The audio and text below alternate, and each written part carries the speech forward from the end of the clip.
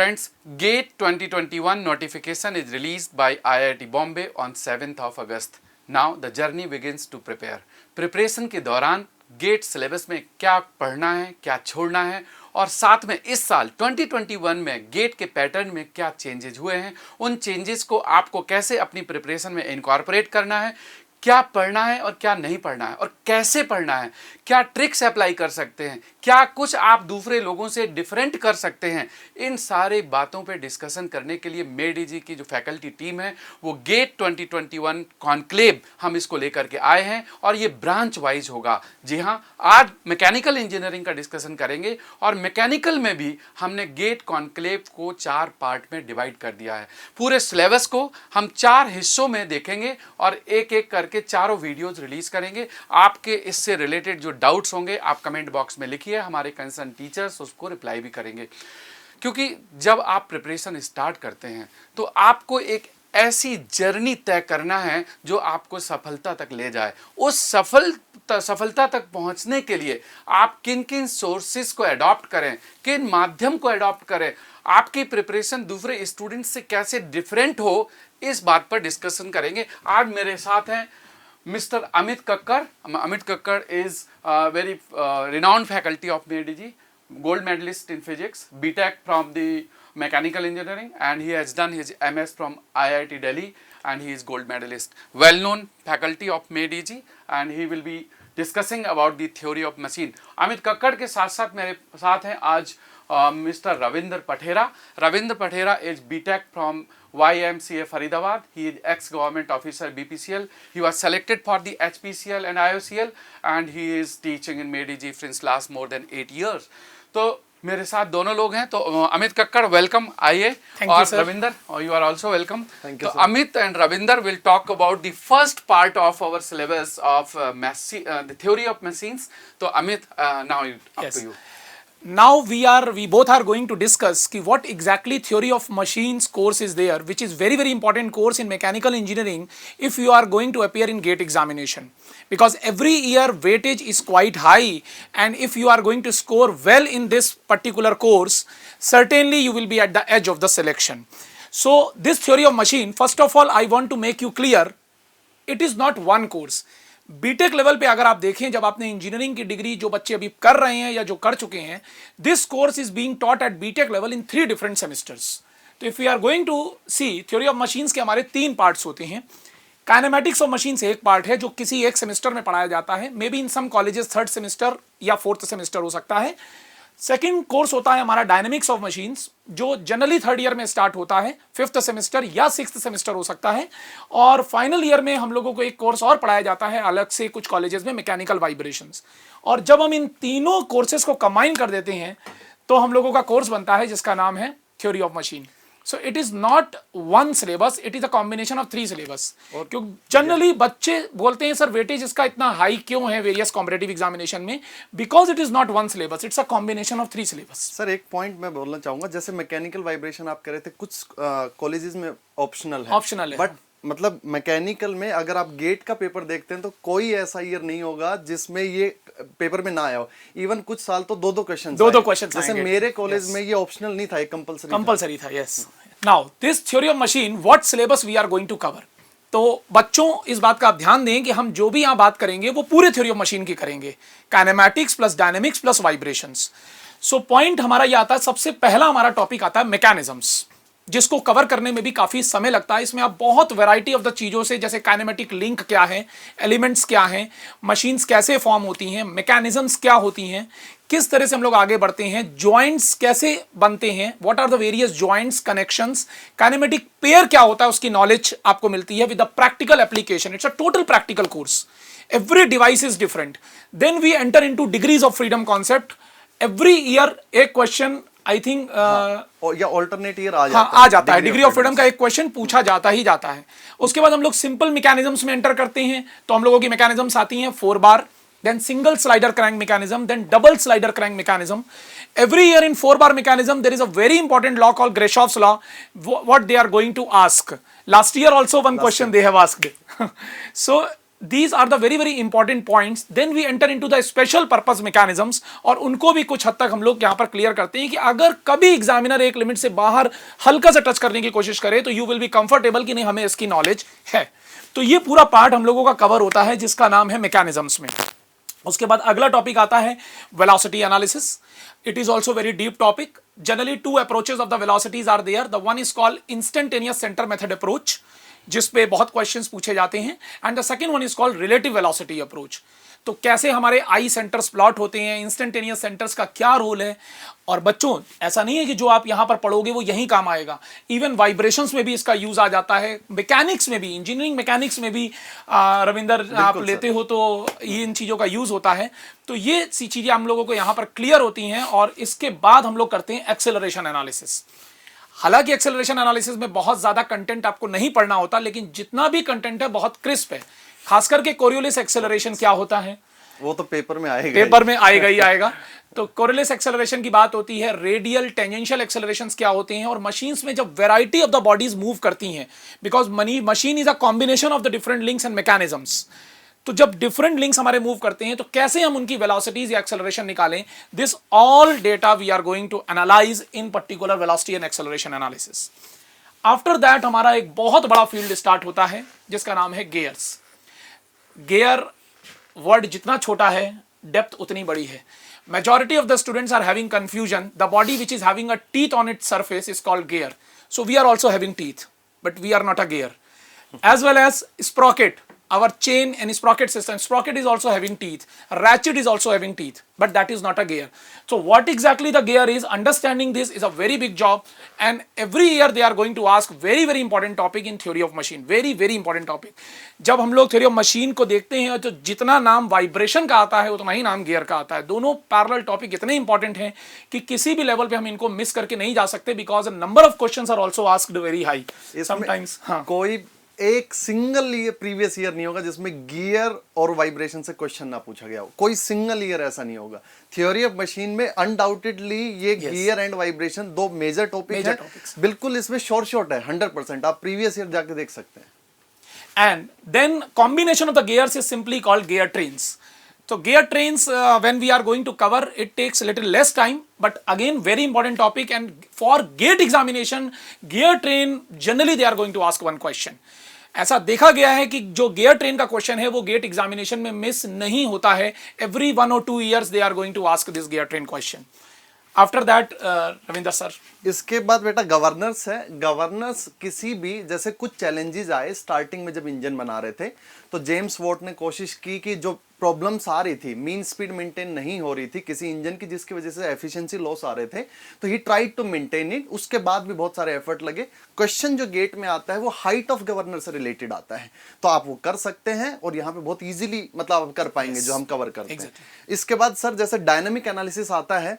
ये आप समझिए कोई भी गाड़ी है आपके पास, चाहे बाइक है, जो गाड़ी, उसके अंदर सबके अंदर रेसिप्रोकेटिंग इंजन लगे हुए हैं, तो उसमें एग्जैक्टली होता कैसे है, कैसे इंजन काम करता है वो बताए जाएंगे. क्वेश्चन से अगर मैं बात करूं तो सर इसमें वेलोसिटी एक्सेलरेशन के ऊपर डायरेक्ट आपके पास पिस्टन या क्रैंक पे क्वेश्चन आते हैं. उसके वेलोसिटी और एक्सेलरेशन एनालिसिस के बाद आप किस में जाएंगे कि टॉर्क, जैसे आप बोलते हैं ना गाड़ी खरीदते हैं तो भाई टॉर्क कितना है, गाड़ी कभी भी खरीदते हैं पावर टॉर्क पूछते हैं, तो वो टॉर्क जो क्रैंक शाफ्ट पे आता है भाई यहाँ पे हम वो कैलकुलेट करना सिखाते हैं. उससे क्वेश्चन भी पूछा गया था अभी रिसेंटली 1-2 साल पहले. वो करते हैं. फ्लाई व्हील, बेटा शायद नाम सबने सुना होगा फ्लाई व्हील.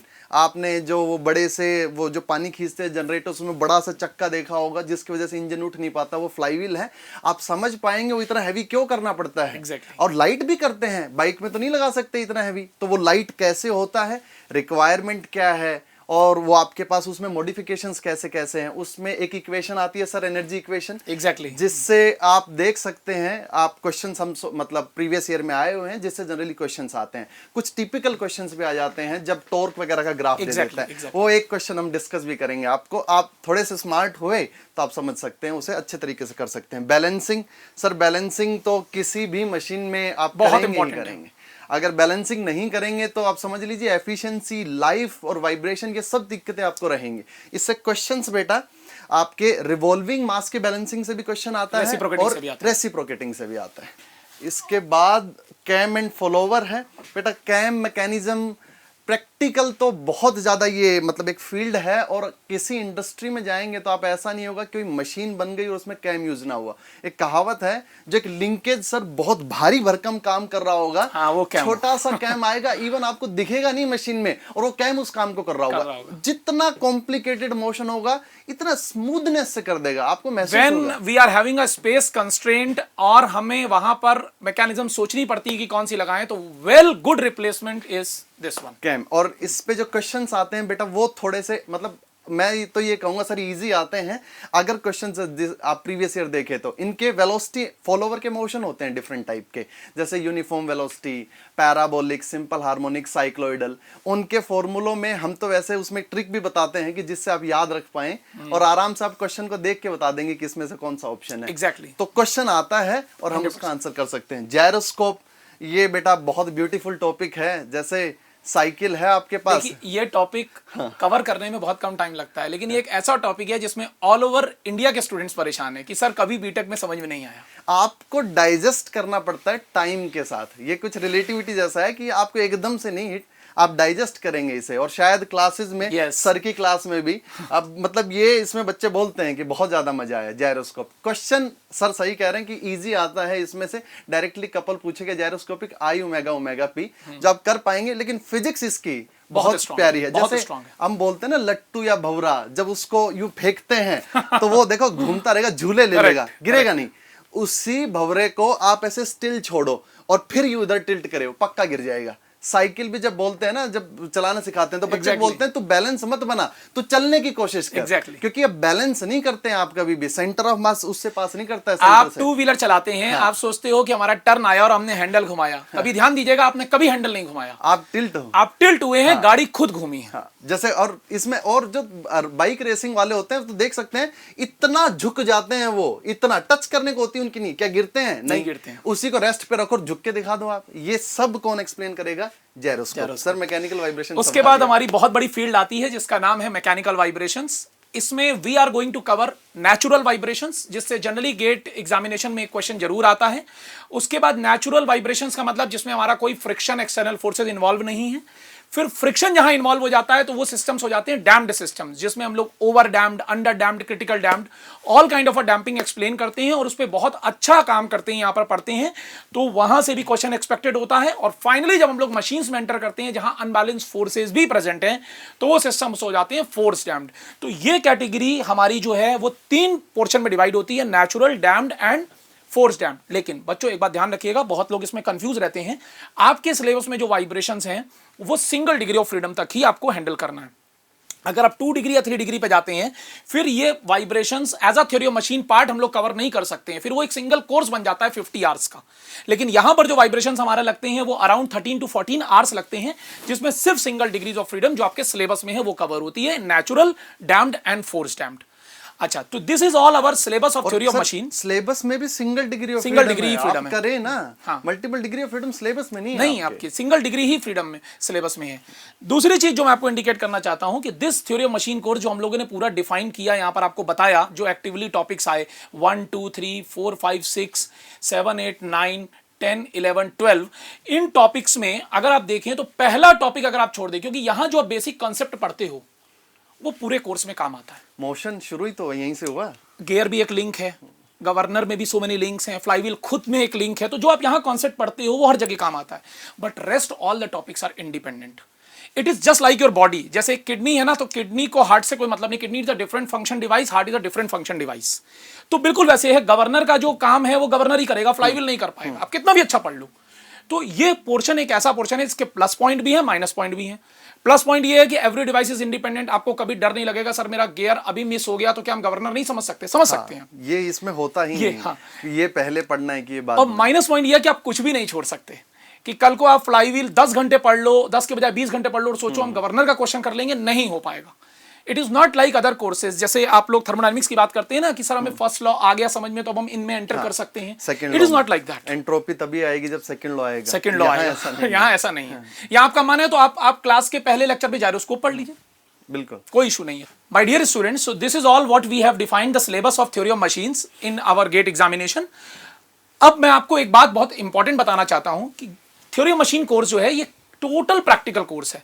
तो अगर हम लोग ध्यान से देखें तो इसका जो पहला टॉपिक है जिसको हम लोग मैकेनिज्म्स कहते हैं, तो मैकेनिज्म्स वाला जो टॉपिक है जिसमें आप बेसिक लिंक्स जॉइंट्स पढ़ते हैं, ये टॉपिक हर जगह यूज होता है, हर डिवाइस में यूज होता है। बिकॉज आप गियर पढ़ोगे तो gear is also a link, governor में so many links are there, flywheel खुद में एक लिंक है। तो ये टॉपिक का जो बेसिक होगा वो हर जगह काम आएगा, इसलिए कोई भी थ्योरी ऑफ मशीन का सिलेबस जो है ना बिना इसके स्टार्ट नहीं हो पाएगा, ये कंपलसरी होता है। इसके बाद क्या है, कोई फर्क नहीं पड़ता, हर डिवाइस अपने में अलग है। तो मतलब आपके ऊपर कोई बाउंडेशन नहीं है। जैसे बहुत बार बच्चों को प्रॉब्लम होती है, सर मेरा गियर छूट गया, तो क्या हम गवर्नर नहीं पढ़ सकते? पढ़ सकते हैं। गवर्नर छूट गया तो फ्लाईव्हील पढ़ सकते हैं, कोई इशू नहीं है। Every device is independent. ये course just like your body है, जैसे आपका हार्ट का फंक्शन अलग है, किडनी का अलग है, लीवर का अलग है, आपस में एक दूसरे को वो सपोर्ट कर सकते हैं बट फंक्शन परफॉर्म नहीं कर सकते। किडनी का जो फिल्ट्रेशन फंक्शन है वो किडनी ही करेगी, हार्ट नहीं करेगा। तो लाइक दैट हेयर है। कल को अगर बच्चा मान लो गवर्नर को 20 घंटे पढ़ लेता है, रिक्वायरमेंट है 8 आवर्स की, लेकिन अगर वो 20 घंटे पढ़ जाता है, 25 घंटे पढ़ जाता है, तो भी गवर्नर का ही क्वेश्चन सॉल्व होगा। फ्लाईव्हील में उसका 1% भी, not even a single % use नहीं होगा। आपको हिंट ही नहीं लगेगी, आपको हिंट ही नहीं लगेगी गवर्नर मतलब फ्लाईव्हील है क्या। हाँ। आप जितना मर्जी अच्छे से जानते हो। इसलिए बहुत क्रिस्प हम लोगों को पढ़ना है, बहुत क्रिस्प, मतलब जरूरत से ज्यादा नहीं, जरूरत से कम नहीं। सिलेबस के अंदर का पार्ट वेल डिफाइन करके पढ़ना है और उतना पढ़ना है जिससे हमारे हर क्वेश्चंस वहां के क्रैक हो, फिजिकल कॉन्सेप्ट्स हमारे क्लियर हो जाए। हाँ। और अमित, इस बार गेट में चेंजेस हुए हैं, तो पैटर्न और सिलेबस दोनों चेंज आए हैं, तो क्या थ्योरी ऑफ मशीन में कोई चेंजेस हैं? सर थ्योरी ऑफ मशीन में तो कोई चेंज नहीं है, मतलब ऐसा सिलेबस हाँ सेम जी है सर, ना मेजर ना माइनर। देखिए एक बात सर मैं बताना चाहता हूँ, थ्योरी मशीन का सिलेबस इतना वाइड है कि कट ही कर सकते थे, वो ऐड करने का कोई गुंजाइश नहीं थी। अब इसमें तो चांस की बात ये उन्होंने कुछ कट भी नहीं किया है, तो सिलेबस इज सेम एग्जैक्टली। तो थ्योरी ऑफ मशीन में एटलीस्ट स्टूडेंट्स को कुछ नई चीजें नहीं पढ़नी, जो पढ़ रहे थे वही पढ़नी। दूसरा ये कि इस बार 3 तरह के क्वेश्चंस पूछे जाएंगे, जैसा कि पैटर्न में दिखाई दे रहा है। पहला तो MCQ है, दूसरा MSQ है, मल्टीपल सेलेक्ट क्वेश्चंस, और तीसरा न्यूमेरिकल आंसर टाइप है। तो मेरा मानना है कि अगर आप तीनों के एक एक एग्जाम्पल लेकर के स्टूडेंट्स को एक्सप्लेन करेंगे तो ये अच्छा रहेगा, तो ये आप इनकॉर्पोरेट कर लीजिए। और एक और मेरा सोचना है कि जो प्रीवियस ईयर का पैटर्न दिखाता है कि लास्ट 5 साल में थ्योरी ऑफ मशीन से टोटल कितने क्वेश्चंस पूछे जाते हैं या कितने मार्क्स के, और उनमें से कौन कौन से इंपॉर्टेंट एरियाज हैं, तो अगर आप ये भी अपने डिस्कशन में ले लेंगे तो स्टूडेंट्स के लिए बहुत यूजफुल होगा। Yes sir, definitely sir. सबसे पहले हम लोग यहाँ पर बात करते हैं इंपॉर्टेंट टॉपिक्स। अगर हम बिल्कुल डिसेंडिंग ऑर्डर में चलते हैं, हाँ जी, प्रीवियस ईयर के अकॉर्डिंग, प्रीवियस ईयर के अकॉर्डिंग डिसेंडिंग ऑर्डर में, तो इंपॉर्टेंट टॉपिक्स जो गेट में हमारे हैं थ्योरी ऑफ मशीन से रिलेटेड, सबसे इंपॉर्टेंट टॉपिक है मैकेनिकल वाइब्रेशंस। अनडाउटेडली तो उससे तो क्वेश्चन आना ही आना है। सेकंड टॉपिक आता है gear and gear trains. Question वो गियर से भी पूछ सकते हैं, गियर ट्रेन से भी, वो पूरा एक ही फील्ड काउंट होता है, लेकिन इनमें से क्वेश्चन आएगा। हाँ, आप श्योर आएगा। तो मैं आपके पास स्टैम्प पेपर भी लिख सकता हूँ। प्रीवियस ईयर कोई भी देख लो, दोनों टॉपिक से क्वेश्चन 2 जरूर आएंगे, ज्यादा आ जाएं तो आपकी किस्मत है। Yes definitely. थर्ड नंबर पे हमारा जो टॉपिक आता है मैकेनिज्म्स, उससे भी क्वेश्चन एक्सपेक्टेड होता है, क्योंकि इतना वाइड कवरेज होता है उसमें मैकेनिज्म्स के टॉपिक में, और हर टॉपिक में वो यूज भी हो रहा होता है कि उससे क्वेश्चन वो पूछ लेते हैं, ईदर फ्रॉम 4 बार, या तो ग्रेशॉफ्स लॉ पे आ जाएगा, नहीं तो क्विक रिटर्न रेशियो से आ जाएगा, डिग्री ऑफ फ्रीडम से आ जाएगा। यस, बहुत इंपॉर्टेंट टॉपिक से इन्वॉल्व में क्विक रिटर्न रेशियो भी काफी आता है, बहुत आता है। चौथे नंबर पे जो हमारा फील्ड आता है इंपॉर्टेंस में, उस फील्ड का नाम है फ्लाईव्हील। फ्लाईव्हील का क्वेश्चन भी बहुत एक्सपेक्टेड क्वेश्चन है जनरली, और मतलब हर अल्टरनेट ईयर पे आपका आता रहता है, और इवन वो क्वेश्चन ऐसा जो अटेम्प्ट भी कर पाएंगे आप, और आपका सॉल्यूशन आ जाएगा इजीली, टाइम सेव कर सकते हैं वहां पे आप थोड़ा सा। इसके अलावा जैसे जायरोस्कोप का क्वेश्चन रेगुलरली आजकल आता ही रहता है, क्योंकि नया टॉपिक एग्जैक्टली।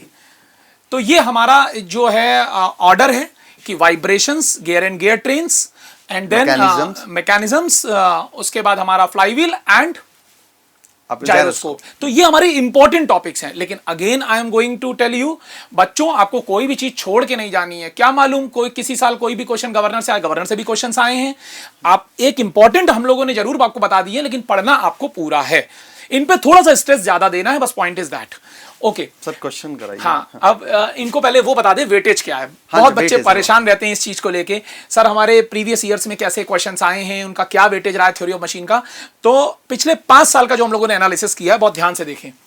ये 5 साल का एनालिसिस ये बताता है, गेट 2020 में दिस ईयर सेट 1 में 8 मार्क्स का आया, सेट 2 में भी 8 मार्क्स का आया, एवरेज भी 8, तो एवरेज भी 8 ही है इसका।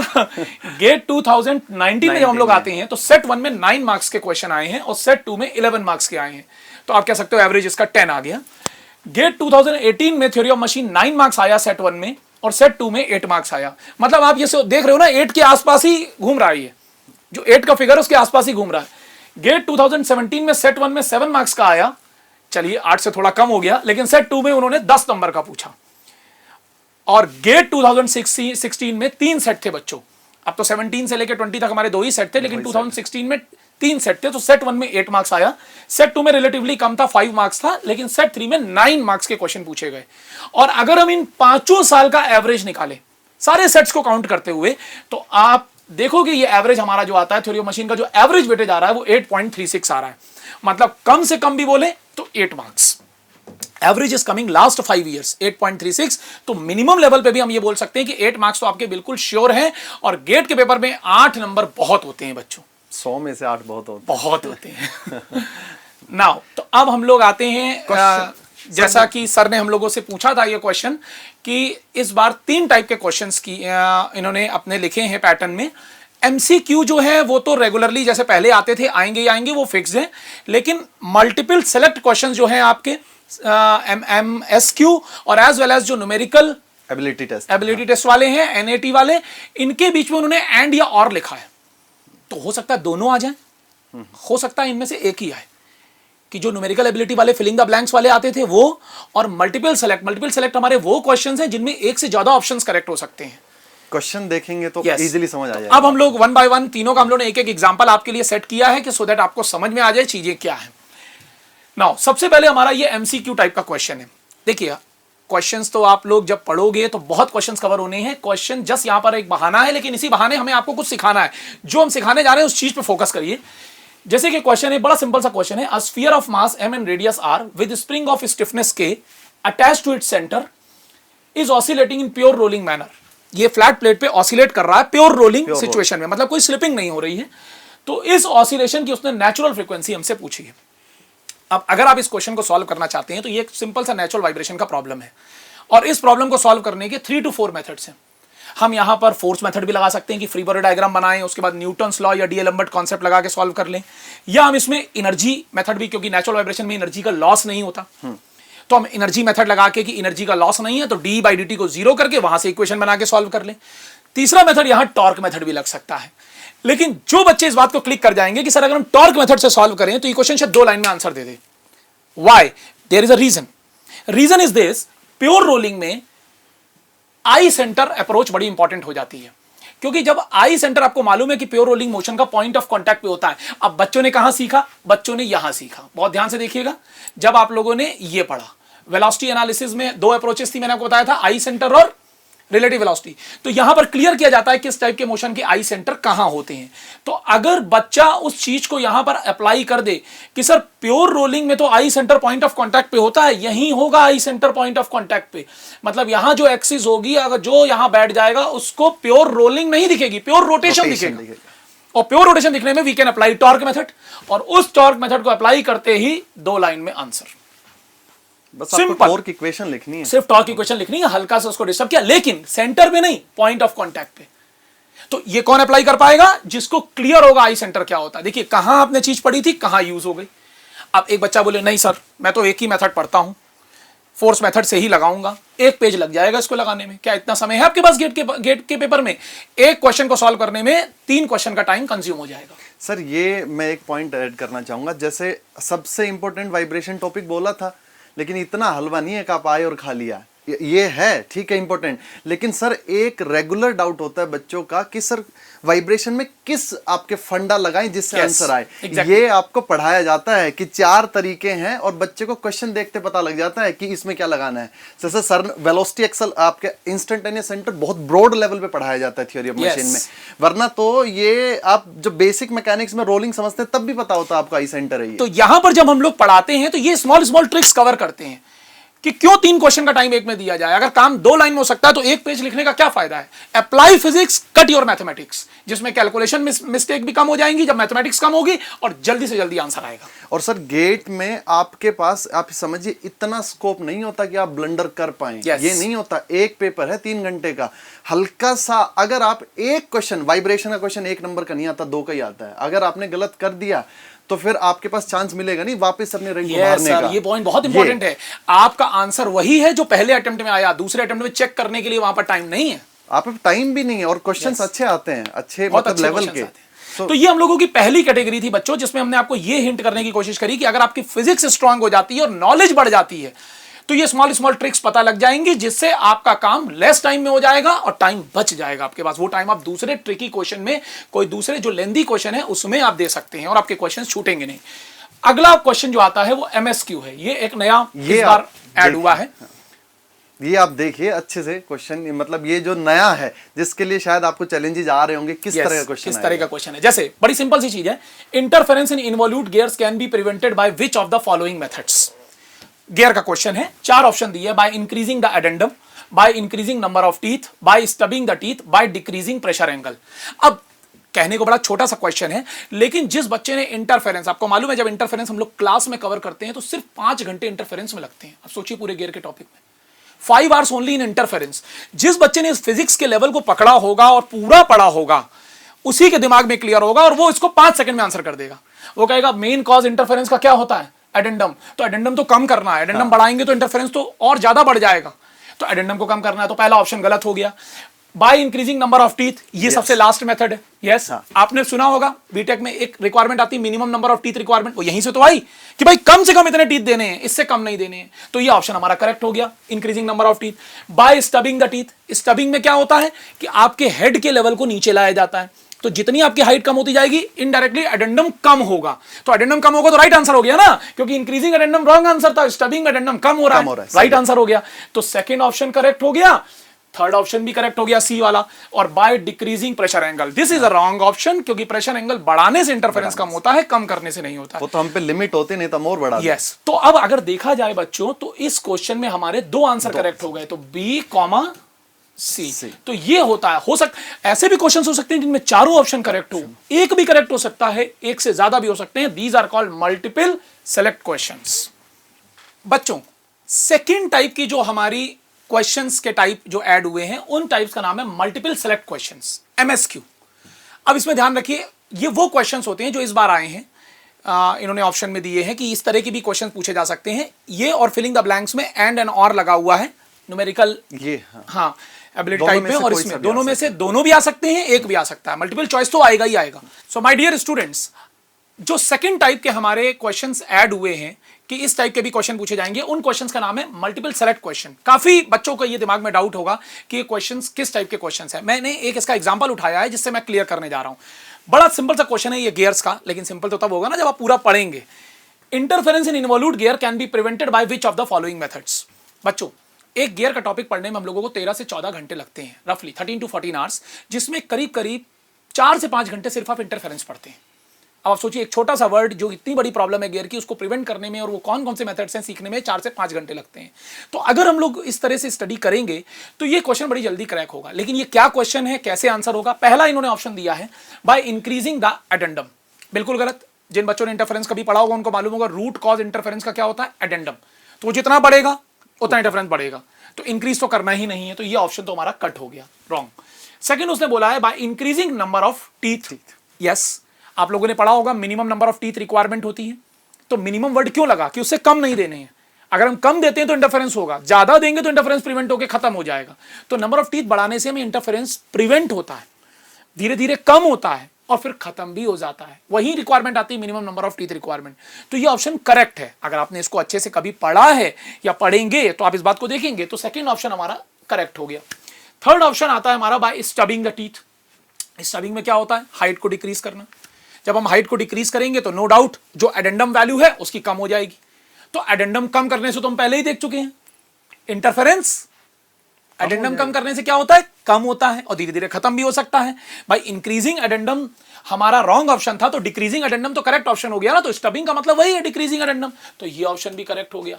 और चौथा ऑप्शन आता है बाय डिक्रीजिंग प्रेशर एंगल, जो कि एक गलत ऑप्शन है, क्योंकि प्रेशर एंगल को हम जब बढ़ाते हैं तो no doubt non involute portion कम होता है, जिससे इंटरफेरेंस हमारे कम होने शुरू होते हैं। तो प्रेशर एंगल को अगर हम कम करेंगे तो वो एक रॉन्ग ऑप्शन जरूर है। तो अगर हम देखें तो इस क्वेश्चन के हमारे आंसर्स बी भी करेक्ट है और सी भी करेक्ट है। तो आप अगर जब इसका आंसर लिखेंगे तो वो आंसर क्या होगा, बी कॉमा सी। तो एक से ज्यादा ऑप्शन भी करेक्ट हो सकते हैं। ये है multiple select question. Multiple select मतलब आपके सिलेक्शन जो आंसर्स है वो एक से ज्यादा हो सकते हैं। तो यहां बी ऑप्शन भी करेक्ट है, सी भी। कल को कोई क्वेश्चन ऐसा भी आ सकता है जिसमें चारों ऑप्शन करेक्ट हो, ऐसा भी हो सकता है जिसमें एक ऑप्शन करेक्ट हो, ऐसा भी हो सकता है जिसमें 3 ऑप्शन करेक्ट हो, लाइक दैट. तो these are the points which are very very important. This is your second category, multiple select question की. इसमें सर मैं एक बात बोलना चाहूंगा, जैसे कुछ ऐसे बच्चे होंगे जिन्होंने अभी क्लासेस नहीं की है. हाँ जी. आपको ऐसा लग रहा होगा कि सर जिस तरह बता रहे हैं, देखो बेटा, आप 4 ऑप्शंस को जितनी देर में पढ़ेंगे इतनी ही देर में आपको आंसर पता लग जाएगा इनमें से कौन ठीक है. लेकिन उससे पहले की मेहनत आपको करनी पड़ेगी.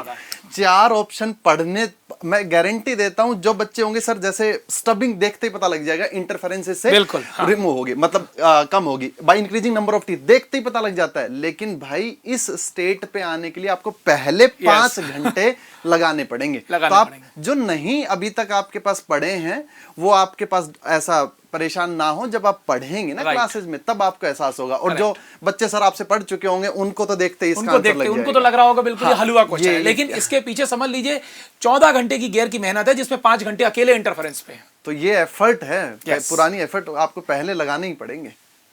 तो आई थिंक आपको समझ में आ गया होगा मल्टीपल सेलेक्ट क्वेश्चन का मतलब क्या है. मोर देन 1 ऑप्शंस भी करेक्ट हो सकते हैं.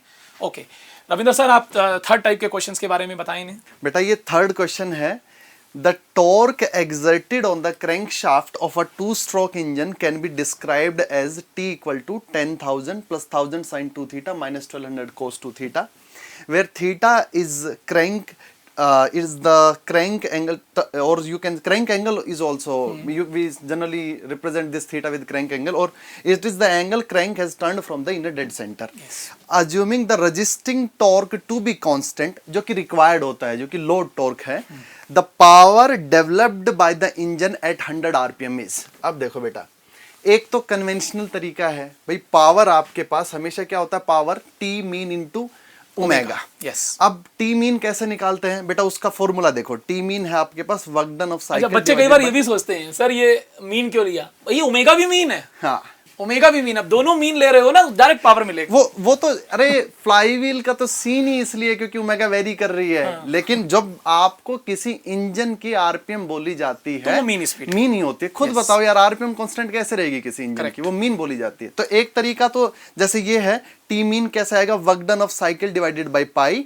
अब वर्क डन ऑफ साइकिल कैसे आएगा, इंटीग्रेट करिए टी डी थीटा पूरी साइकिल में तो आपके पास आएगा. फिर टी मीन निकाला, फिर ओमेगा से मल्टीप्लाई. अदरवाइज देखो ये कन्वेंशनल तरीका है. अगर आप कन्वेंशनल जैसे आपने किसी बुक से पढ़ा, आपको उसमें कोई शॉर्टकट या आपको एक फिजिक्स नहीं दिखा सकता. जैसे मैं सर से पढ़ा हूं तो सर मैथमेटिक्स बताते थे, लेकिन मैं अभी भी अप्रिशिएट करता हूं, आई हैव नेवर सीन, मतलब एक मेरे को आज तक कोई ऐसा बंदा नहीं लगा जो अमित सर से ज्यादा फिजिकली देख पाता हो चीजों को. मतलब इनका ये है, अगर 1/3 होगा तो वो 1/3 से फील ही नहीं करते थे कभी भी. कहते थे एक है, उसके 3 हिस्से किए, उसमें से एक हिस्सा है.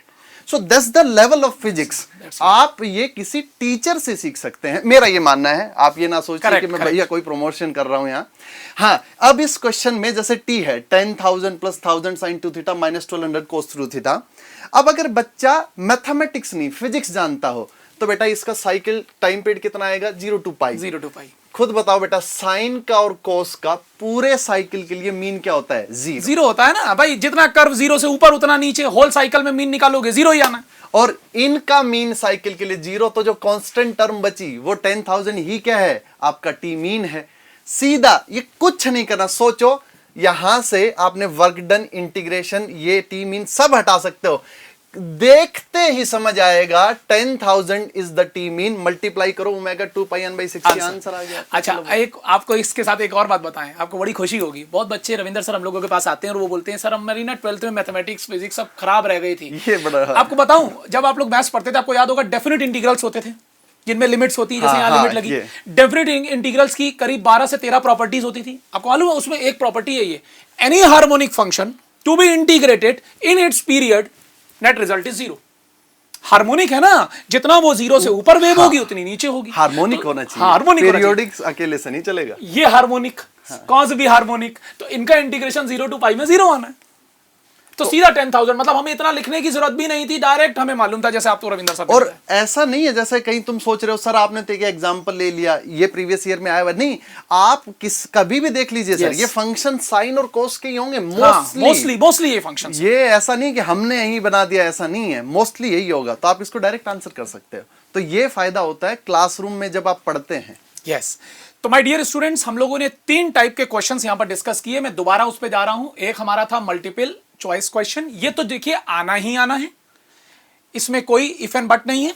सेकंड वाला जो मल्टीपल सेलेक्ट क्वेश्चन है और न्यूमेरिकल एबिलिटी टेस्ट क्वेश्चन है, ये दोनों में उन्होंने एंड या और लिखा हुआ है, मतलब दोनों भी आ सकते हैं और हो सकता है दोनों में कोई एक आए, ये वाला आए इस टाइप के आए, इस टाइप के ना आए, या इस टाइप के आए इस टाइप के ना आए, या दोनों भी आ सकते हैं, बिकॉज उन्होंने एंड ऑब्लिक और लिखा है। तो आई थिंक आपको क्लियर हो गया होगा कि गेट का पैटर्न क्या है, किस टाइप के क्वेश्चंस आने हैं। हमने तीनों के एग्जांपल्स भी लिए और क्लियर किया। अब हम लोग आपको एक इंफॉर्मेशन देने की लिए आ रहे हैं। मेड इजी ने अपना जो है ऑनलाइन गेट कोर्स लॉन्च किया है, जो 25 अगस्त से आ रहा है। इसमें हम लोगों की जो अप्रोच रहेगी पढ़ाने की, वो बिल्कुल crystal clear, highly object oriented रहेगी, टू द पॉइंट। जरूरत से कोर्स से ज्यादा नहीं, कोर्स से कम नहीं, और बिल्कुल क्रिस्टल क्लियर, जिससे आपके कॉन्सेप्ट्स 100% दिमाग में आ जाएं और आपसे क्वेश्चंस उसी पैटर्न पे निकलने शुरू हो जाएं। हम सिलेबस से स्टिक करेंगे एग्जैक्टली और इतना देखो सब्सटेंशियल चेंजेज आए हैं। Correct. आप मैकेनिकल के कुछ सब्जेक्ट्स के सिलेबस में, जैसे अगर मैं मैकेनिक्स की बात करूं तो उसमें भी तो हम सिलेबस से स्टिक करके और आपके पास लेक्चर स्टार्ट, हम जो सिलेबस होगा उसके अकॉर्डिंग पढ़ाएंगे, लेक्चर फिनिश। और सारी कोर फैकल्टी जो मेड इजी की कोर टीम है, वही टीम इस पूरे कोर्सेज में फैकल्टीज पढ़ाएंगी आपको और उसी लेवल पे आपको गाइड करने की कोशिश करेंगी कि आप गेट 2021 में एक बहुत अच्छी रैंक के साथ आ पाए। हाँ। और जो बच्चे रेगुलर कोर्स में एडमिशन ले चुके थे आप पहले स्टार्टिंग के 4-5 बैच में, बेटा देखो आपको ऑलरेडी वीडियोस आ रहे हैं। और आपको हमारा प्रॉमिस है, हम आपको रेगुलर वीडियो जो ये अभी भी बन रहा है आपके लिए सब फ्री है और आपके लिए हम वीडियो बनाते रहेंगे। और प्रॉमिस है हमारा, हम टाइम से सिलेबस को फिनिश कर देंगे। और मैं एक चीज और बता दूं सर, जैसे बच्चों के कुछ एक के मैसेज आते रहते हैं, जैसे मैं मतलब कोर्स कंप्लीट कर चुका हूं मैकेनिक्स का, तो सिलेबस चेंज हो गया तो उसका बच्चों के पास आता रहता है, बेटा वो चेंज करके हम अपलोड कर देंगे, जो एक्स्ट्रा चीजें ऐड हुई हैं वो आपको मिलेंगी। और दूसरा देखो, जो रेगुलर के बच्चे होते हैं, आप एक चीज समझिए, जो भी हुआ वो कोरोना की वजह से हुआ, सबके चैलेंजेस थे। लेकिन आप देख सकते हैं सर तो मतलब हेल्थ के लिए इतने वो होते हैं, लेकिन हम श्योर सर के पास पीछे मास्क है और हम मास्क दोनों रखे हुए हैं। और इवन सर उस टाइम पे हम लोगों ने रिस्क लिया सिर्फ आप लोगों के लिए, जब सीरियसली दिल्ली में कितनी severe condition. Made easy is a brand name which is famous for commitment, कि जो कमिटमेंट आपको दे दिया गया है वो 100% फुलफिल होगा, क्योंकि आपका पूरा आगे आने वाला जो करियर है वो हमारे हाथों में होता है। तो अगर हम उसको टाइमली फिनिश नहीं करेंगे तो कहीं ना कहीं आपका उस चीज का बहुत बड़ा नुकसान होने वाला है। और मेड इजी ये आज से नहीं कर रहा, लास्ट 20 ईयर से हम लोग अपनी इन चीजों में को फुलफिल कराते हुए आ रहे हैं। सो आपसे प्रॉमिस है, जो रेगुलर क्लासरूम स्टूडेंट्स हैं और जो नए आने वाले हैं, टाइम पे सिलेबस आपका फिनिश करके की हमारी कमिटमेंट है। बिल्कुल भी देर मत करिए, हम सब रिस्पांसिबल हैं इस चीज के लिए। 25 अगस्त का हम लॉन्च कर रहे हैं हमारा नया गेट का ऑनलाइन कोर्स। इसमें कोई भी कोर्स आपसे मिस ना हो। So thank you all my dear students for listening this. I hope कि आपको एक बहुत अच्छा गाइडेंस मिला होगा और एक क्लियर हुआ होगा गेट का पैटर्न को लेके, किस टाइप के क्वेश्चंस आने हैं, और हम लोगों ने जो इतना डिस्कशन किया उसका जरूर आपको एक फायदा रहा होगा।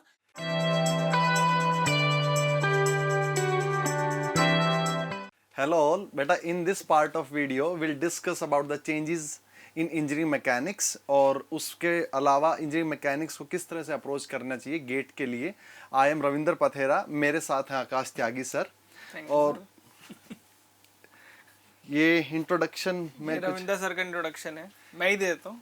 हाँ। दे सकता हूँ। तो बेसिकली रविंदर सर ने अपना बीटेक किया है, उसके बाद सर ने ऑलमोस्ट इंडिया के सारे पीएसयू निकाले और उनका एक अच्छा खासा वर्किंग एक्सपीरियंस है बीपीसीएल में। हाँ, थोड़ा सा बहुत अच्छा, उसके बारे में भी पूछ लेंगे थोड़ा बहुत कि कैसा रहता है, क्योंकि काफी लोगों का मेन टारगेट गेट के बाद रहता है कि पीएसयू में जॉब चाहिए। गेट के बाद पीएसयू ही मिलते हैं और एक मास्टर्स आप कर सकते हो अच्छे अच्छे कॉलेजेस से। और अच्छा खासा सर का एक्सपीरियंस है, मतलब बहुत अच्छे ईयर्स का सर का experience in theory of machine and engineering mechanics, दोनों में बहुत अच्छा एम्पल अमाउंट का एक्सपीरियंस है। और मैं सर के बारे में बता देता हूँ।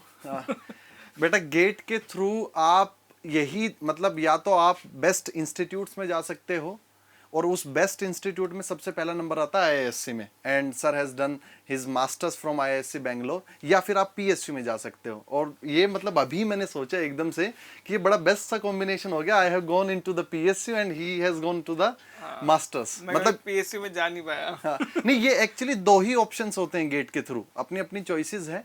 सो आपके पास मतलब शायद सर भी आपको बता पाएंगे मास्टर इस पे भी हम एक वीडियो निकालेंगे कभी ना कभी, डिस्कस करेंगे।